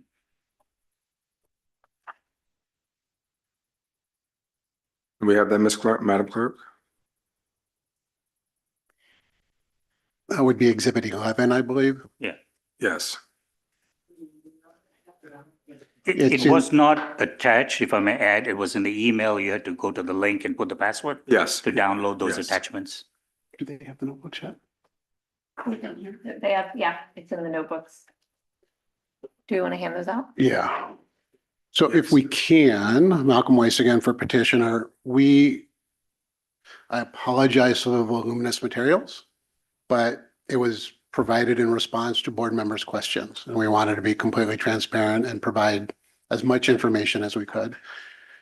The email link that you received, we have the printouts. We were told by the clerk that we should provide a notebook of those. So we do have a notebook with all the exhibits that you just referenced. And we can go ahead and provide those to the board members as well. So you actually have the hard copy. Sorry about all the paper, but Yeah, no sometimes problem. you got to do what you got to do. But in the future, I would really encourage to submit some of those just documents to the clerk's office because even though we had passcodes, the clerk's dealing with a tremendous amount of volume, and so it's rather challenging to go through, put in passcodes, print documents, etc. Because we have the exhibits, but she didn't have the exhibits, so we want to be very conscious and cognizant of that. All right. If we could go ahead and hand out the notebook so that Perfect. everybody has one, Thank you. because we'll be referring to it. And I think it'll be a lot easier, frankly, to have the hard copy. I'm still old school. Presumably some of the board members are. If it was my kid up here, he'd be saying, Dad, what are you doing with the documents? Forget about them. So, Mr. Chair, let me start with the confidentiality issue that you raised. We will try to be brief after that. And frankly, my intent would be, after we address the confidentiality issue, is to let the board ask questions. And I think that's going to be the most expedient way through, but we'll figure that out as we go. So there are two attachments in the notebook that we just handed you and that were in the email link as well. It's Exhibit 9 and 10. Exhibit 9 is hydrogen concentration data. Exhibit 10 are drilling logs. They're tabs 7 and 12. Thank you. Okay, now, So here's our, just a question, Counselor. So we have, okay, hold on one second. Let me just look at this very quickly. I want to make sure we're tab 7 and 12. multiple. Okay, gotcha. Okay, we're on the same page. I just wanted to make sure we're looking at the same document. So what you just simply broke them down. Okay, fair enough. Thank you, sir. We needed to, for the notebook, they're tabs. It is a little confusing because there's exhibits otherwise. Okay, so. Perfect. We have provided unredacted versions to the board. Okay, because again, we want to be transparent. But our confidentiality claim is predicated on the fact that these documents contain information that's not otherwise required to be provided to the district or any other regulatory agency. And so for that purpose alone, we think that we should be able to maintain it confidential. Hearing Board Rule 10A3 provides for confidentiality, and that's in the Hearing Board Rules, 10A3. And then pursuant to that Hearing Board rule, we're requesting that the material be maintained, just those two documents be maintained as confidential and consistent with the Hearing Board rules be kept in a district counsel's office, which is what the Hearing Board rule says. Specifically what the rule says, materials which are determined to be confidential will be noted in the case file and kept in general counsel's office to preserve their confidentiality.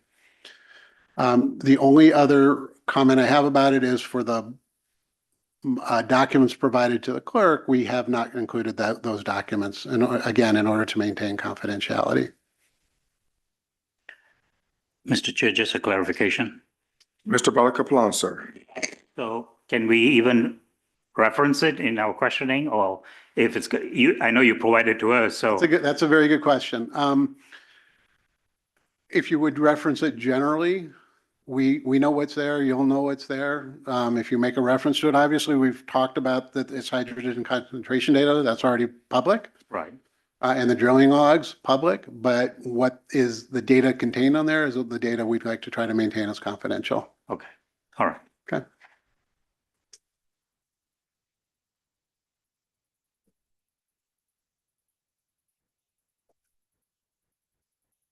So I think that addresses both of your initial questions. What do we propose and how do we propose to handle it? Okay. That's it. All right. Ms. Riker. Just specifically on the confidential. So, as council stated, the hearing board rules do allow for a determination of documents to be kept confidential. I don't believe this falls under any of our typical options for confidentiality. Typically, we look at confidential business information, whether it would, disclosure of this would cause a detriment to the facility or provide a benefit to competitors. And I don't see anything in these documents that would necessarily meet those criteria. I do think in the interest of disclosure to the public, if these are going to be submitted for consideration by the board, that they should be available for viewing by the public. And I believe that it's the board's determination of whether they should be ruled as confidential or not. The rule says materials which are determined to be confidential.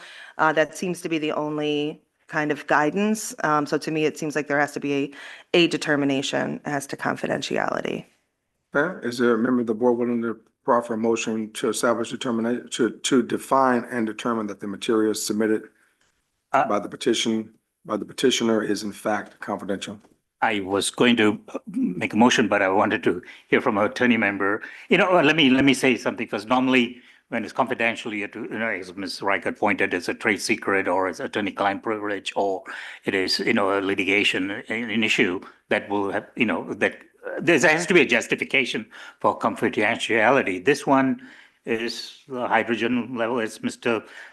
Weiss pointed out. You know, we addressed that before. There's hydrogen content is it's up in the landfill and the drilling logs.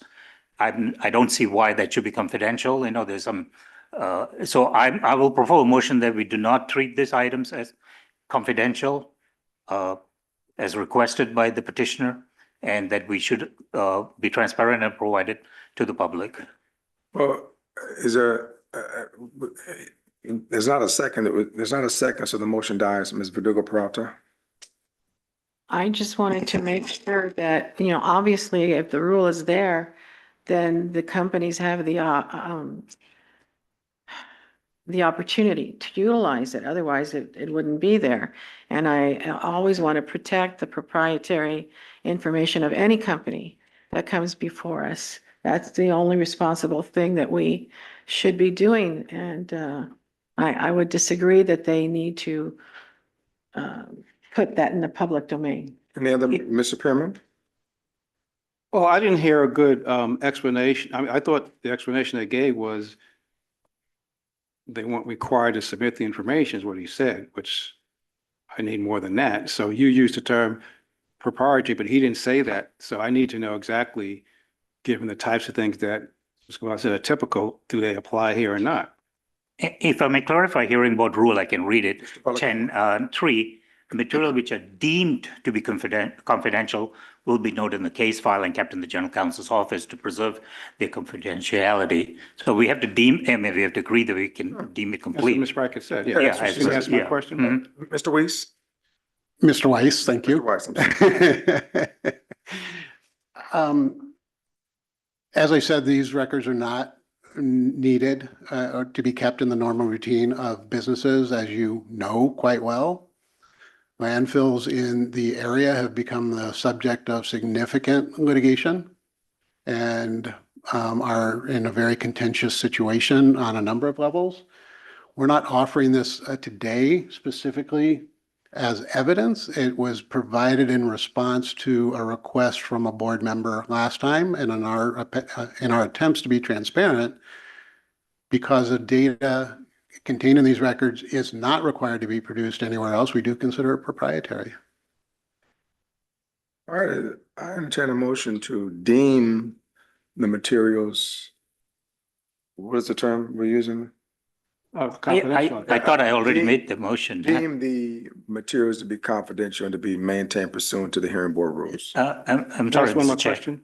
I'll let you go first. No, I thought I made that motion to not deem it confidential. I'm So we making a should, motion to. I know, deem. but I did have I made the. Right, and it didn't So we get a need to second. rule. They didn't get a second, so it Well, died. should we ask if there's a second? I'd Because asked for a second and it died. Mr. Weiss? So, Mr. Weiss, Go so right you're ahead, sir. saying then you don't need those two items for your case, you believe? It was just to satisfy a board member's Correct. question. So you could say you don't want any evidence at all, and we have to ignore it and can't rely on it. We could do that as well. We'd be okay with that as well. But again, we're trying to be Stop. trans. You answered the question. So Thank you you. can just pull it and we don't have to even vote on it. And then you just have to deal with the consequences if by not referring to that, you don't satisfy a particular board member's decision-making. Well, My desire is not to hamper the board's decision-making.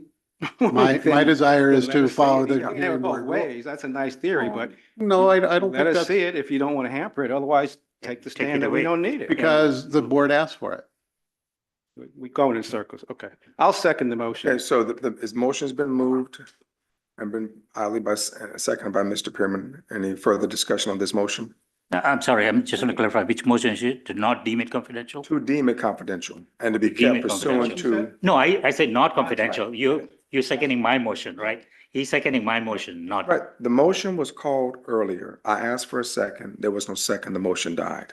So I then proffered a new motion to deem it confidential pursuant to the hearing board rules. So that's the motion for which you're not seconding that motion, right? Second. Okay, very well. Discussion vote, sure. Second that motion. Is there any further discussion on the motion to deem pursuant to hearing board rules and to be maintained in accordance therein? I would just reiterate what I said previously, is that any company that comes before us that wants part of their evidence to be confidential, that they have the right to do so.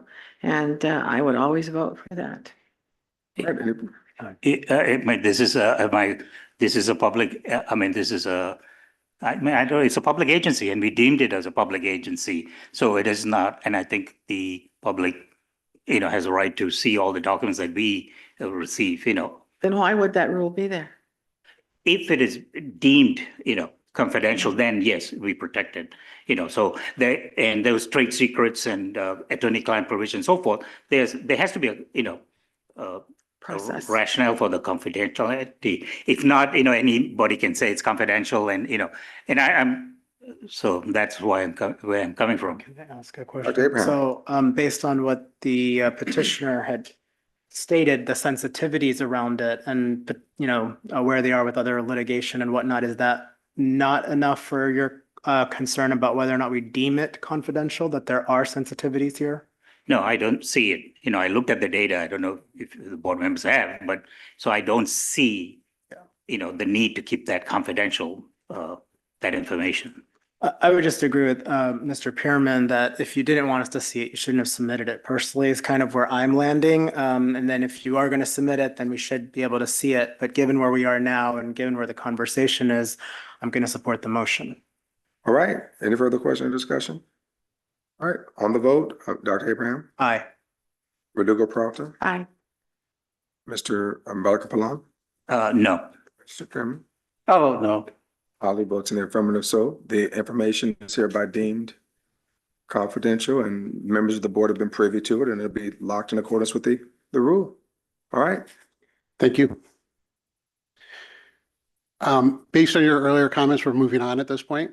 Based on your earlier comments, I'm simply going to request, without objection, presumably from the board or the district, that all of the testimony during the interim variance be incorporated by reference into this hearing, and that the notebook you have in front of you also be incorporated into this hearing because it is evidence. There is one change I want to point out in the findings and decision document. Everything that was online is exactly the same as is in your notebook, with one exception, two exceptions. And those exceptions are due to Mr. Balagopalan's comments. That is that we did update the duration of the variance hearing of the coverage until August 5th in accord with his email. And we fixed the typo from whatever it was to the right number, 1302. I didn't want to say it until I saw it in writing to be sure I had it right.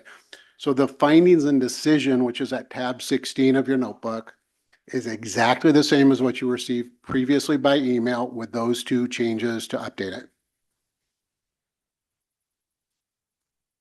All right, so your request has been granted and all testimony will be moved over, as well as these documents will be submitted accordingly. I'm sorry, I didn't get a chance to. Okay, go right ahead. I just wanted to confirm that everything that's in here are the documents that I had stipulated to being admitted previously. Correct. There's nothing new. Okay. Correct. Other than the two two changes that you I just identified, then the district has no objection. Thank you. And just to be very clear, and I want, just for the record, even though you made a procedural request, all of these documents, with the exception of Exhibit 11, they're all uploaded. So the public has had an opportunity to be in receipt of these documents. So there's nothing new in this binder with the exception of Exhibit 11. Okay. You have to, I don't think that's the case, then the confidential information is already uploaded. That's not, I don't know if that's the case.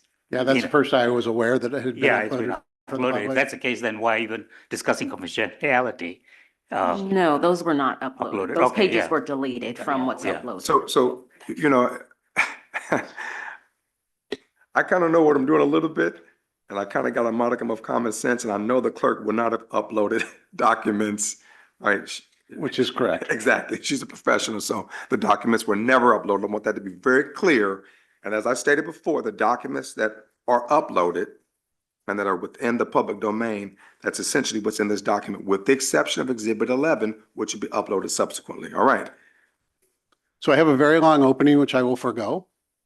And I will just ask if the board, as according to what I understand, the board would like to proceed, I think, to the questions that have been raised by Mr. Balagopalan. Absolutely. And we can just focus directly on those without going through a lot of other information. That's right. If that's fine with me. I just wanted to make my brief opening. Oh, absolutely. Okay. So the district did submit Exhibit B. We had one change to the conditions that is tracked on this document. I didn't want to reprint the whole thing because it would mess up the numbering. So you can just see, it's just to identify which wells are newly exceeding the temperature threshold. And I believe that petitioner is in agreement to this Yes. language? Yes. So we are stipulated on that, and subject to compliance with the conditions, the district is not opposed to the granting of this variance. And this would be one more change to Exhibit 11. Very well. Okay, Mr. Weiss, the floor is yours, sir. The floor, actually, I'll open it up to members of the board, since we've had an opportunity to spend some time with these documents. Mr. Balagopalan, I'll turn the floor over to you. You had a host of concerns and questions within your. I think it's proper. I think Mr. Weiss was going to address them in his, so Right, he waived because. No. He didn't, he just mentioned he was going to go through the questions I had. I actually was thinking that we would have you ask the questions, but we can go through your email. That'd be fine. Okay. Whichever way you prefer. I'm Uh, trying to expedite as well. Remember, folks, we're going to lose a member. So the objective was to, since this came as a consent request, and you had a concern with the request, or perhaps he wants to entertain all your queries. Can I get a time frame when we're going to lose a member? Medical matter. Huh? Medical matter, probably within 30 minutes to an hour. If that's the case, then I suggest, if you, is that Dr. Abraham? No, it's, If I might, I'm willing to take the lead. okay, thank you, sir. You're Go right welcome. ahead. So the first question relates to whether it highlights that Health and Safety Code 41700 prohibits issuing a variance if there's going to be a nuisance or if it would allow a nuisance. The answer is there is no nuisance. If I need to, I can put on a witness to provide additional information on that. There really is nothing else to add other than there is no nuisance. There have been no NOVs related to nuisance in more than the last year. Should I, okay, to ask the question or? I want this to be a colloquy because most of the concerns, for the record, I was perfectly fine with this being heard as consent, but there was objections raised. So I'd rather this be a colloquy so that all the questions are answered between you, Mr. Balakapon, and Mr. Weiss. Okay, on that issue, I think I also stated you had that Exhibit 9, where there was a public records request for complaint data. And there's a table that reflected the data. So is that table, did you get the response from the public records request? And is that table updated to reflect what you received from the district? Understood. So I'm assuming that we're done with number one because you're moving on. No, not yet. I'm going to go back to it. That's why I want to be clear. Related, yeah. Okay. The answer to your question is that the information at tab 9, sorry, it's not tab 9, is it? No, not anymore. 8, at tab 8 is not the information that has been provided by the district in response to the Public Records Act request. This is information tabulated by the facility. It's tab 8. This is information that has been complaints that have been received directly by the facility. And this is all those complaints that have been received directly by the facility during the timeframe identified. So in September of 2023, for example, there were 3 complaints in that whole month received by the facility. And there were only 2 people that made those complaints. So one of the complaints was a complainant made a complaint twice. I'm really sorry to interrupt. I don't want to prolong this, but if we're going to be accepting this as evidence, we either need somebody that's a witness that's sworn in or Mr. I understand. To take the oath.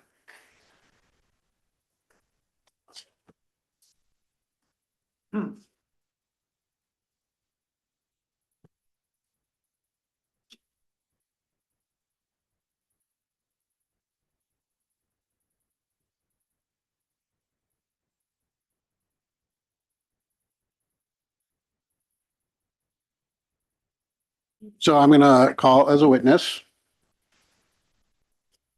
Christian Colleen. I am going to go into his background a little bit. We already did at the interim, but very briefly, I'm going to explain who he is or let him explain who he is, and then I'll have him address tab 8. So Mr. Colleen, will you please state your name and spell it for the record? Sure. My name's Christian Colleen, last name Colline, first name Christian, Christian. Ms. Colleen, have you been administered the oath today? Yes, I have. And can you state the name of your employer and the title of your position, please? Work for Waste Management. I'm Director of Air Programs for the West. And what's the relationship between your employer, Waste Management, and Petitioner USA Waste of California? USA Waste of California is a subsidiary of Waste Management. And previously in your career, have you served as a hearing board member? Yes, I have. In which district? The Bay Area Air Quality Management District. And did you testify on August 6th during the interim variance hearing? Yes, I did. Let me direct your attention, please, to tab 8 in the notebook. Yes. And tab 8 would be in Exhibit 9. Can you please explain to the board what that exhibit represents? So this is a summary of complaints that were received by the landfill itself and marked in its log. So we listed the number of complaints by month and the number of individuals that filed those complaints directly with the landfill.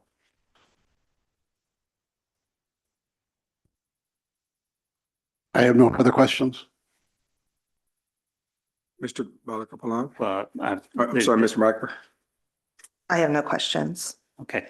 I'm trying to find, Mr. Collin, good morning. Good morning. The declaration, did you indicate that clearly, that this is complaint received by the landfill and not the data, updated based on the data request to the district? As far as I understand the data request through Public Records Act, we have not received a response yet. I have to look back at the declaration if that was unclear, but this data we did provide was only complaints in our own records. So at this point, you don't know what the district record is as far as number of complaints? From our public records complaint, we have not, public records request, we have not received a response. And the complaints that you have received, what were they regarding? I'm sorry. Could you repeat that, please? Let's take and I'm trying to find that table. Let's take 2024, the complaint. How many complaints did you say you received in 2024? I believe it's August. I have the table. I'm sorry, are you looking at the last? It's tab 8 if you want to turn to it in the notebook. Yeah. Which are you referring to? Hold on, let me pull that up. Yes, August 2024. Attachment 6 to Mr. Collin's declaration, order complaint summary table. August 2024, number of complaints were 3. There was one individual complaint. And could you describe the nature of this complaint? Can you? If you can, go. I don't know. I do not know the nature of each individual complaint, so. In general, do you know if they're regarding odors, regarding noise, dust? What is it? I mean, it's my understanding many of these are related to odors. Odors, okay.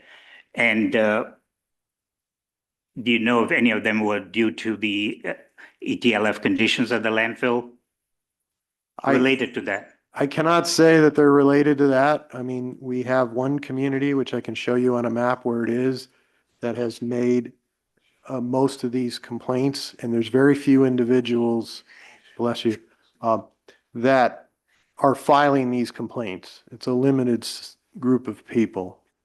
Actually, could you, I mean, I don't know if you're able to bring that up. Oh, I wanted to point out that the exhibit that you're showing, you provided us a 2-mile radius, correct? Yes, sir. But you didn't identify where the residents are in that exhibit that you submitted. I have a new exhibit. Can you share it with, do you have copies to share? Yeah, we do. We were going to get to that if we need to, but we can do it right now. Yeah, because he brought it up, so. So this will be exhibit 12, I believe.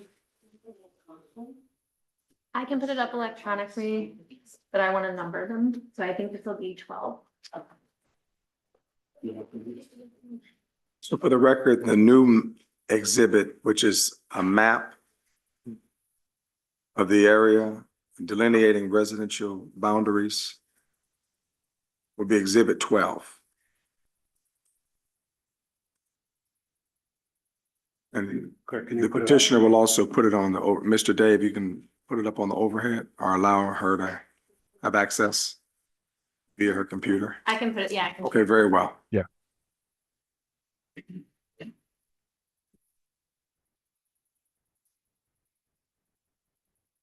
Is it showing? Yeah. Huh. This doesn't Maybe show there's a on delay. this doesn't show on the screen. Yeah, and if it doesn't work, then we'll go ahead and just roll with a hard copy. A little delay. Says I'm sure. Let's roll the hard copy. So we enhance, are we ready to? Okay, so we enhanced the 2-mile radius drawing that we previously provided in your packet. So I would note, we've put the prevailing wind direction, which is out of the northwest and follows the I-15 corridor. We have marked the nearest residence, which is down here just south of the landfill. And then this Terramore community, which is on the southern part of the drawing, that is where these complaints are originating from. And then we also show we have industrial facilities here to the west. We have not gotten any complaints on this western side, to my knowledge. So hopefully that helps put in perspective. The landfill is in here in the center, the disturbed area, that is where the landfill is. And because we're having a conversation, as the chair pointed out, is everybody tracking? Are there any questions about the revised map? Yes, any questions on the maps? Okay, hearing none. All right, as you were. Yeah, I appreciate the revised map because not clearly, the previous map didn't identify any. You asked and we Yeah, provided. I appreciate that. And the prevailing wind is blowing south. And that's why you are getting some complaints from the Terramore facilities potentially. Yeah.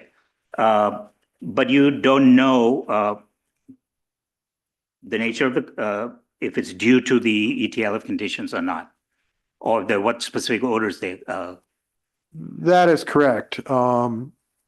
As I said, it's a very limited subset of the people that live there that are the complainants. Do you know the data? When did you start experiencing? I think there was 1 month, there were 19 complaints received. Can you? I do not know anything about that? particularly why those occurred. Okay.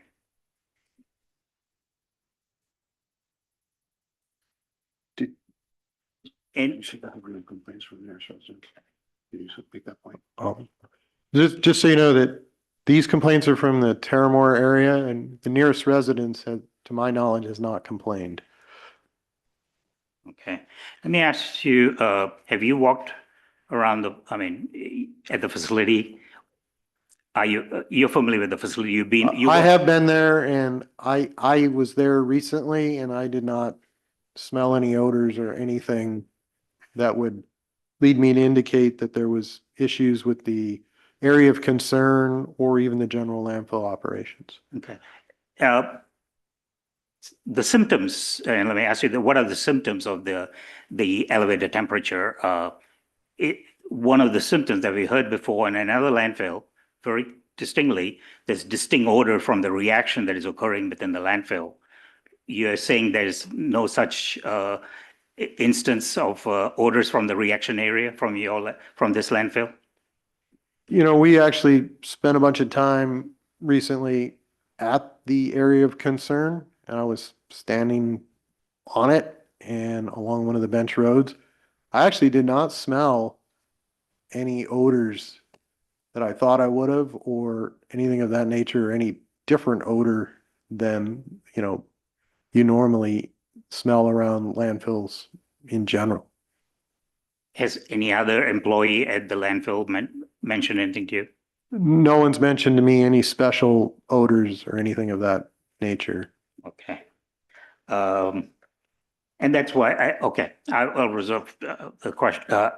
I need some additional information from the district inspector, whether they observed or smelled anything. But let me see what else I have as far as summary table. Oh, yes. So how are you receiving complaints? Do you have a hotline? How does the facility receive these complaints? I believe we have community meetings, and one person's been designated at the landfill, and their phone number and email has been given to the community, that he would receive any complaints, tabulate them, and then make sure that the proper people at the landfill were notified. There's nothing on your website or anything to indicate who to call? You're saying, so this was information given during a community meeting of that particular individual, is that correct? I believe that's the case. I'm not sure if our website has that or not. Okay. So it is possible that potentially there are more complaints, but they don't know how to reach the facility, and maybe they've reached the district. That's a rough question. Okay, that's a rough question. I agree. Yeah. All right, I'll withdraw that. Okay. Thank you. Okay, I have no further questions. Thank you, Mr. Goley. I did have one question. Right. Thank you. How is the 2 miles measured? Is it just like a point right in the middle? It's from the center. I'm sorry, it's from the center of the landfill. Okay. That was the only question I had. Thank you. All right. Any additional questions of this witness? I'm sorry, I did miss one thing. The nearest resident The Teramo is not, say Teramo is the nearest resident, but there's a circle that's showing nearest resident. What is that? That's an individual house that's along that canyon road. We have not heard any complaints from that individual that Okay. lives there. And that's right here, just south of the landfill. Mhm. And then Terramore is more at the end of the circle there. Okay, all right, thank you. Just one additional question. So near that nearest residence circle, my understanding is that there are actually a number of homes along that road that is just south of that. Is that correct? There is a number of homes up and down that canyon. And have you, are you aware of any complaints from any of those homeowners? I'm aware of none. Thank you. Thank you, Mr. Weiss. No more questions of this witness, okay? We have another witness to, perhaps, is there someone else you would put up to answer the additional questions that were initially proffered by Mr. Balakapalan? I believe that's been addressed. Yeah. Okay. That addresses all your issues? Well, except what the question I have for the district. Okay, so then why don't, if Mr. Weiss would like to rest, we'll go over to the district, Ms. Riker, and then your, Thank you. Yeah, the district calls Peter Holmesy. Could you please state and spell your name for the record? Sure. My first name is Peter, Peter. Last name Holmesy, Hom as in Mike, Sey. And did you take the oath today? Yes, I did. And what is your position here at the district? I'm an air quality inspector. And are you familiar with the complaint records and NOV records for this facility? Yes, I am. Okay, thank you. First, I want to just ask some follow-up questions for you about the map that we have designated Exhibit 12. Are you, based on your knowledge about the complaints, which areas have the complaints come from in terms of geographic? Generally to the south of the facility. Okay, so that's consistent with what petitioner testified to, that we aren't getting any odor complaints from the west of the facility? That's correct. Okay, thank you. And could you please, are there any additional sensitive receptors in the area depicted on the map that are not noted on this map? Yes, there is. If the 2-mile radius is moved away from the center of the facility, there is an elementary school located to the southwest of the facility on the southwest side of the 15 freeway. Okay, so if, say, the 2 miles was starting from the outside border as designated by this thick black line going towards the southwest, that school would be within the 2-mile radius? My apologies. It would be approximately 2.5 miles. Okay, great, thank you. And could you, are you aware of when the last odor nuisance NOV was issued to this facility? Yes, I am. And when was that? It was last year, so 2023. I believe in the month of June, there were 2 issued. Okay. So it's been more than a year since we've issued any odor NOVs, is that correct? Yes, that's correct. And do we regularly receive odor complaints regarding this facility? Can you define regularly, please? Are we still receiving odor complaints regarding this facility? Yes, we are. About how many per month? It varies. For example, in September, we received 1. Okay. In August, we've received approximately 3. And Okay. So, and none of these have been sufficient to rise to the level of a public nuisance based on the district's practices and procedures? Yes, that's correct. Thank you. I'm going to turn it over to the board, so if you have follow-up questions, thanks. Oh, sorry, Mr. Weiss first. Mr. Weiss on cross? The only question I have, referring back to the map, you'll see on the left-hand side of the map, that big residential notation. And below that, there is a school identified. Are you suggesting there's another school? Or is that the school you were referencing? So there were 2 elementary schools in the scope. Again, one was within 2 miles, a 2-mile radius, and the second one that I had located is within 2.5 miles. Okay, all right. And nothing further at this time. Thank you. Members of the board, Mr. Balakapalan. Mr. Homsay, when is the last time you were at the landfill? The last time I was at the landfill was April 12th, 2024. April 12th, okay. prior to, are you the designated inspector for this facility? Yes, I'm currently the lead designated inspector for the facility. How long have you been the designated inspector for the facility? Since I'd say summer 2023. Okay, so were you able to extract data, complaints, say from when you, summer 2023 to now, and have a breakdown by month? I have a general overview, not by month. So from January 1st, 2023 to present, I Okay, have, can you give a count? sure, there's approximately 500 odor complaints. 500 odor Yes, complaints? sir. Okay, Since that time frame. all right. And in your opinion, is that a lot of odor complaints? In my opinion, it is a lot of odor complaints over that period of time. Every time, okay. Which month? I know you said you can, you could easily pull the data, right? Yes, I can. And you have the data. I do have the data. You don't have it broken by month? I do not. Why not? If I may, that wasn't asked for to designate it by month, so. Well, it's, when you extract the data, it provides it, right? Correct?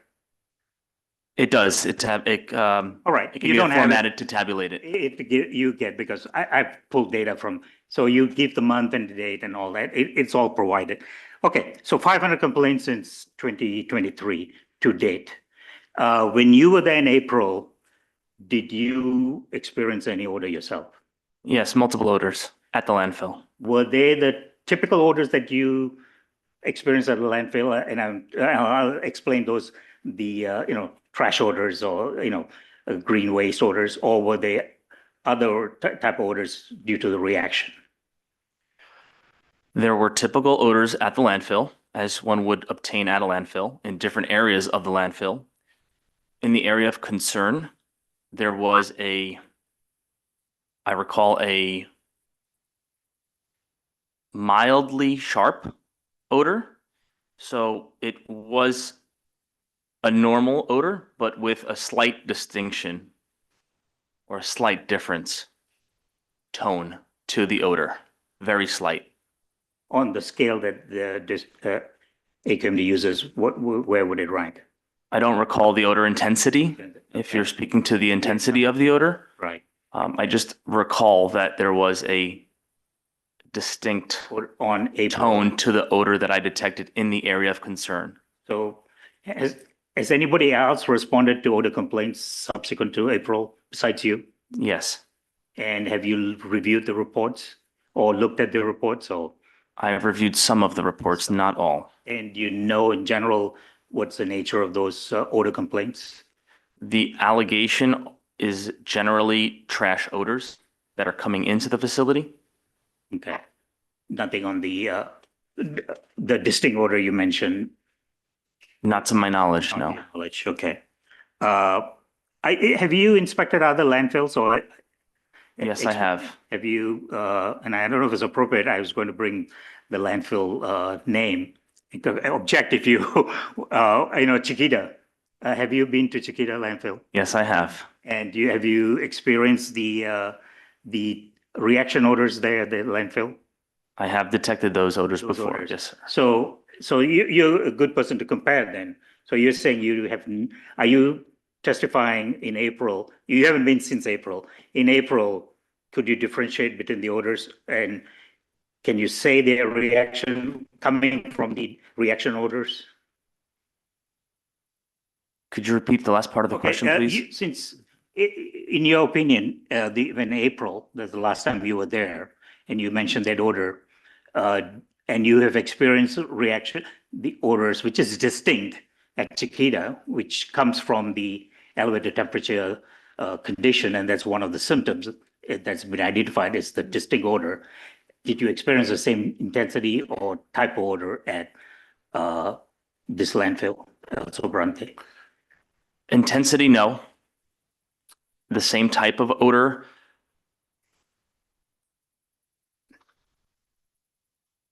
It's tough to say because it's a landfill odor in general, landfill gas odor. Okay. So you're at a landfill, you're going to obtain some kind of odor.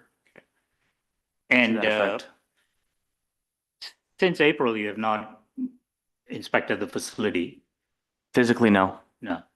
Okay. And why haven't you responded to the complaints that have been received? Because I'm not assigned to those complaints. All right. Okay, I have no other questions. Thank you. All right, Mr. Weiss on cross. Thank you. Thank you, Mr. Holmesy.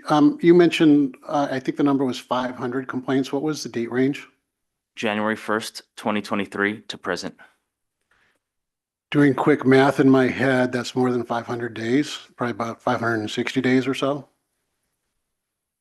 So we're averaging one complaint per day. Is that an accurate assumption? A little bit less than one complaint per day? Does that sound about right? Average. Average sounds about right. And I think you also testified that since July of 2023, there have been no notices of violation related to nuisance issued to the landfill. Is that correct? To my knowledge, that's correct. It sounds like you've got a fair bit of landfill experience in inspecting them. Is that correct? Fair. Does the district certify odor readers at this point? I think they might have at one point, but does the district certify odor readers? Can you define what certification means or certify? Do they provide extra training? We'll start with that. No, they do not. Okay. So would you say that your impressions are, while related to perhaps another landfill, you would say your impressions are somewhat subjective?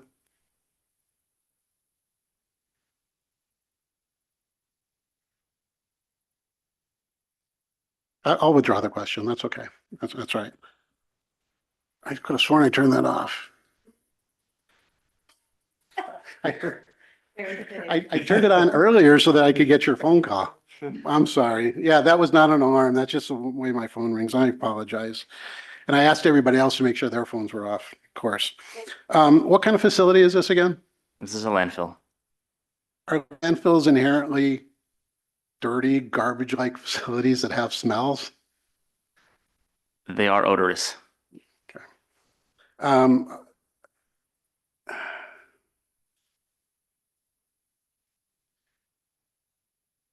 Do you have any idea of, out of those 500 complaints, do you have any idea how many different complainants there were? I don't in front of me, but I could extrapolate the data if necessary. Okay, that's fine.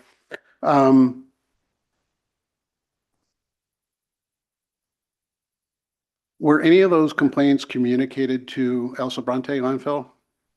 Any of those 500? I don't have the data in front of me. I don't know. Okay.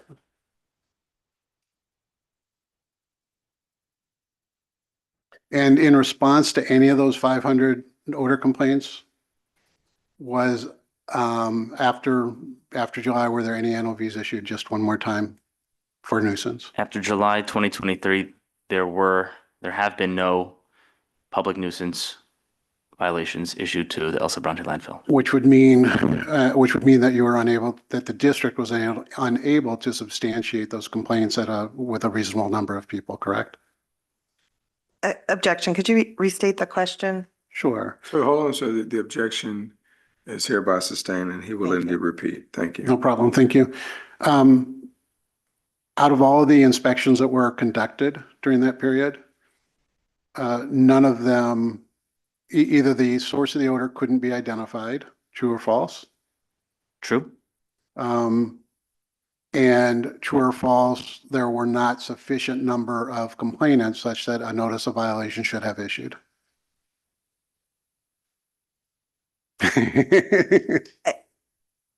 I'm going to object to the extent that he testified that did not verify all of these complaints. So I'm not sure that he has the knowledge to be able to. I'll withdraw the question. Thank you. All right. Thank you. Appreciate it. Thank you. Okay, any further questions from members of the board relative to this witness? All right, we're going to dismiss this witness. And so are we? I don't have any further witnesses unless the board has questions. Fair enough. Mr. Balakapalan, are you comfortable? Fair enough. Go back to Mr. Corey for a moment. Okay, so we want to keep this witness here, correct? Yes. Okay, very well. Hey, Yeah. listen, why not? And I won't hold the fact he worked for the Bay Area as an engineering member. Mr. Corin, so the number of complaints in table 6, attachment 6, don't total to 500, right? Based on what you have received, it's significantly lower. Oh, much lower. We were not told of those complaints. They were not logged into our system. Okay, all right. Now, you're familiar with the elevated temperature situation at the landfill, correct? Yes. And could you list the symptoms that is experienced when you have elevated temperature? I mean, when we have temperatures that are above normal in the area of concern, we do see, like you indicated, hydrogen production. We do see some more DMS, which is why we're here. We see liquids that need to be addressed and the like. So that's When you say liquids, leachates? leachate or perched liquids or Okay, in-well liquids. sure. Anything else? You're missing one, which I was hoping, odors, distinct odors. You're not saying there are distinct odors from that. You know, we have not had a lot of odors directly related to the area of concern. Okay. I'm going to go through so what about settlement, accelerated settlement, certain areas? I mean, I can say there's settlement occurring. All landfill settles. There may be more settling occurring in this area. We are having engineers and surveyors evaluate that. I don't know what they're, where they're at in that phase, but I am not the landfill engineer that's in charge of that. Okay. Subsurface, significant subsurface pressure buildup? I mean, there is pressures that are being built up that we are relieving with our wells, and we're about to install 31 new wells to enhance our pressure relief and gas recovery. We're also installing 45 new pumps to get liquids out as fast as possible. We're being very aggressive since our last hearing. Matter of fact, drilling is going to start probably next week to add these wells and move forward. We've added piezometers. We're working to get the flare installed and get the permit going on that. That flare is being fabricated. So we're doing a lot of steps to address this area of concern as quickly as we can. And you're adding also, I think in maybe your declaration, more leachate tanks to store the. Yes, we're waiting on a permit. We have the materials. We want to install much larger tanks so that we have sufficient storage for all of these liquids, especially the new liquids with the additional pumps that we're installing.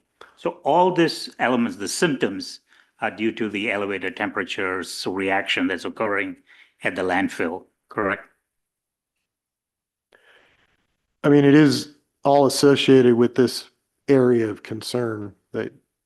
And the only thing I hear from you, which was absent, is the distinct odor, which we heard quite a bit from Chiquita.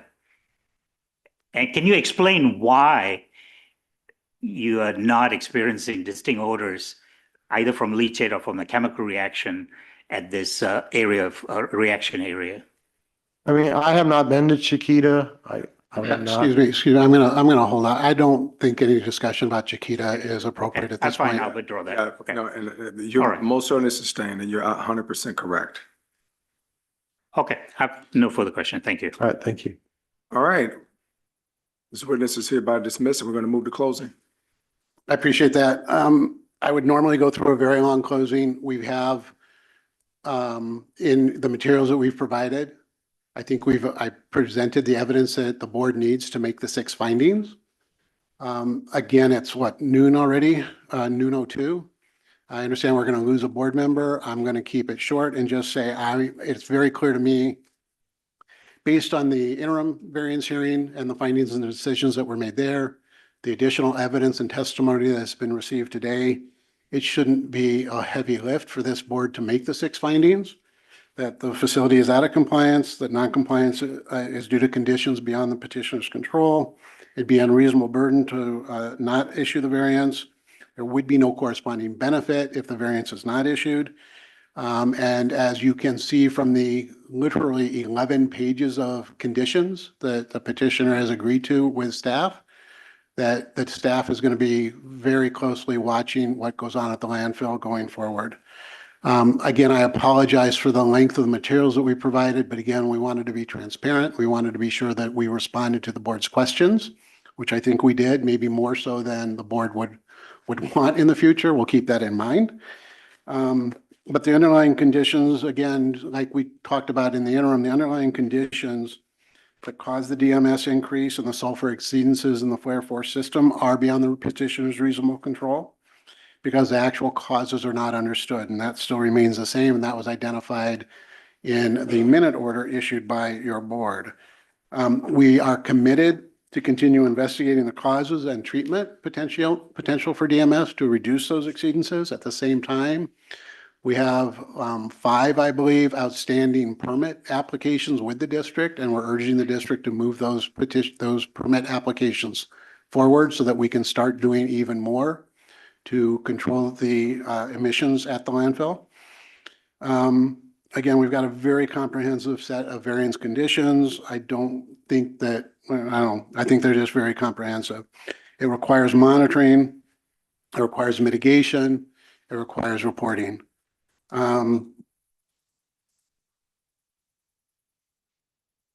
We are requesting a variance up through August 5th. So for the 1-year period from the interim. If we're unable to obtain that compliance by that date, we'll certainly be back in front of your board at that point. We're hoping that doesn't occur, but of course that's always a possibility. And if it does, we'll be back here. But we think the 1 year does give the facility time to implement the actions it wants to implement to address the situation. But some of those actions, again, are dependent on receiving permits from the district.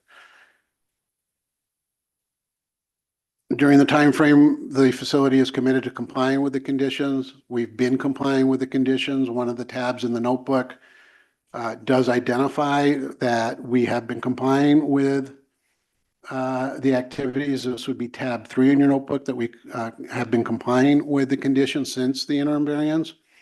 And I would also, at some point, suggest you take a look at the anticipated future actions, which is in tab 5, which shows all the things that the petitioner is looking forward to being able to accomplish. I'll leave it at that at this point because I don't want to lose our member who's about to hit the road, as I understand it. So I'll close with that. Thank you, Ms. Riker. Thank you. Subject to compliance with the proposed conditions as modified by Exhibit B, the district is not opposed to the granting of this variance. Thank you. Okay, members of the board on deliberation? Yeah, I can find the cause for the 6 findings and we'll make a motion when appropriate. Thank you very kindly. Any additional comments relative to this matter? Regarding the flare, I have no issues on the substance, on the 5 condition related to the flare. I do still have some concern on the odor, on the potential odor. We have heard quite a bit from other landfill on the odors, distinct odors that come from this type of situation, elevated temperature at landfill.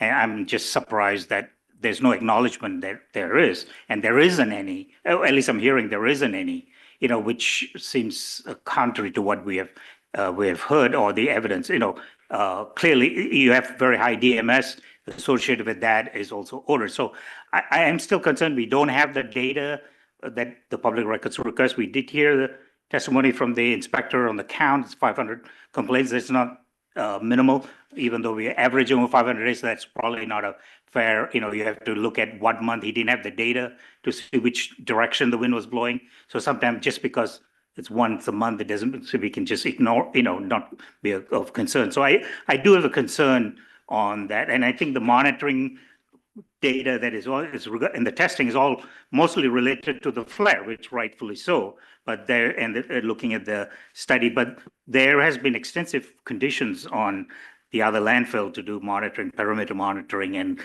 looking at the extent that the plume is going and so forth, which I don't see here. So I'm going to vote no on this issue for that reason. I'm not satisfied. I've not heard sufficient evidence to say that on the odor nuisance potential. Any additional, Ms. Verdugo Peralta? Can we just add that to the request of the conditions? No, I mean, I think they should have been proposed by the district. There's quite a lot, Given- but they have not at this point not doing it. So,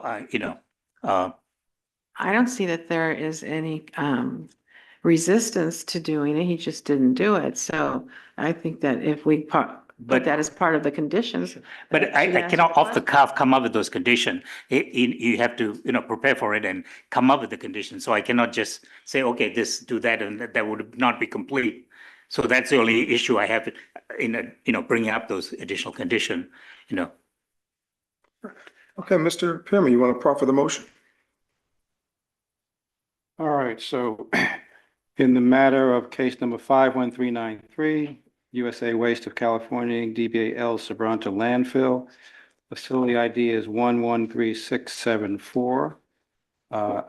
Move that we accept the conditions set forth in Exhibit 11 as modified. These are stipulated findings and decisions. The order set forth Exhibit 11 will be modified by the clerk to remove the consent calendar references.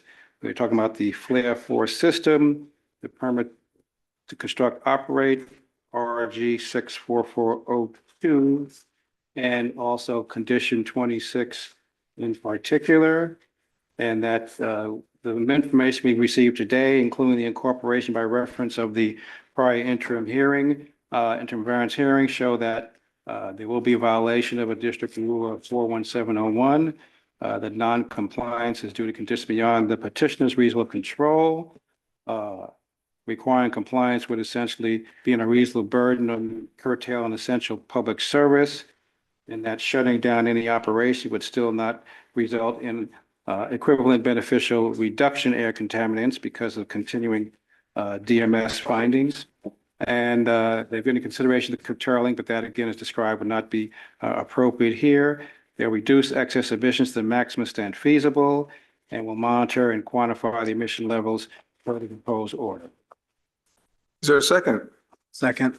We properly moved by Mr. Pierman, as seconded by Dr. Abraham. Any further question or discussion on this motion? Hearing none.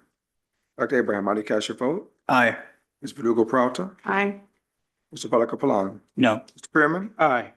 All the votes in the affirmative. You guys have a phenomenal afternoon. This case is closed and we are off the record. Thank you so much. Good day.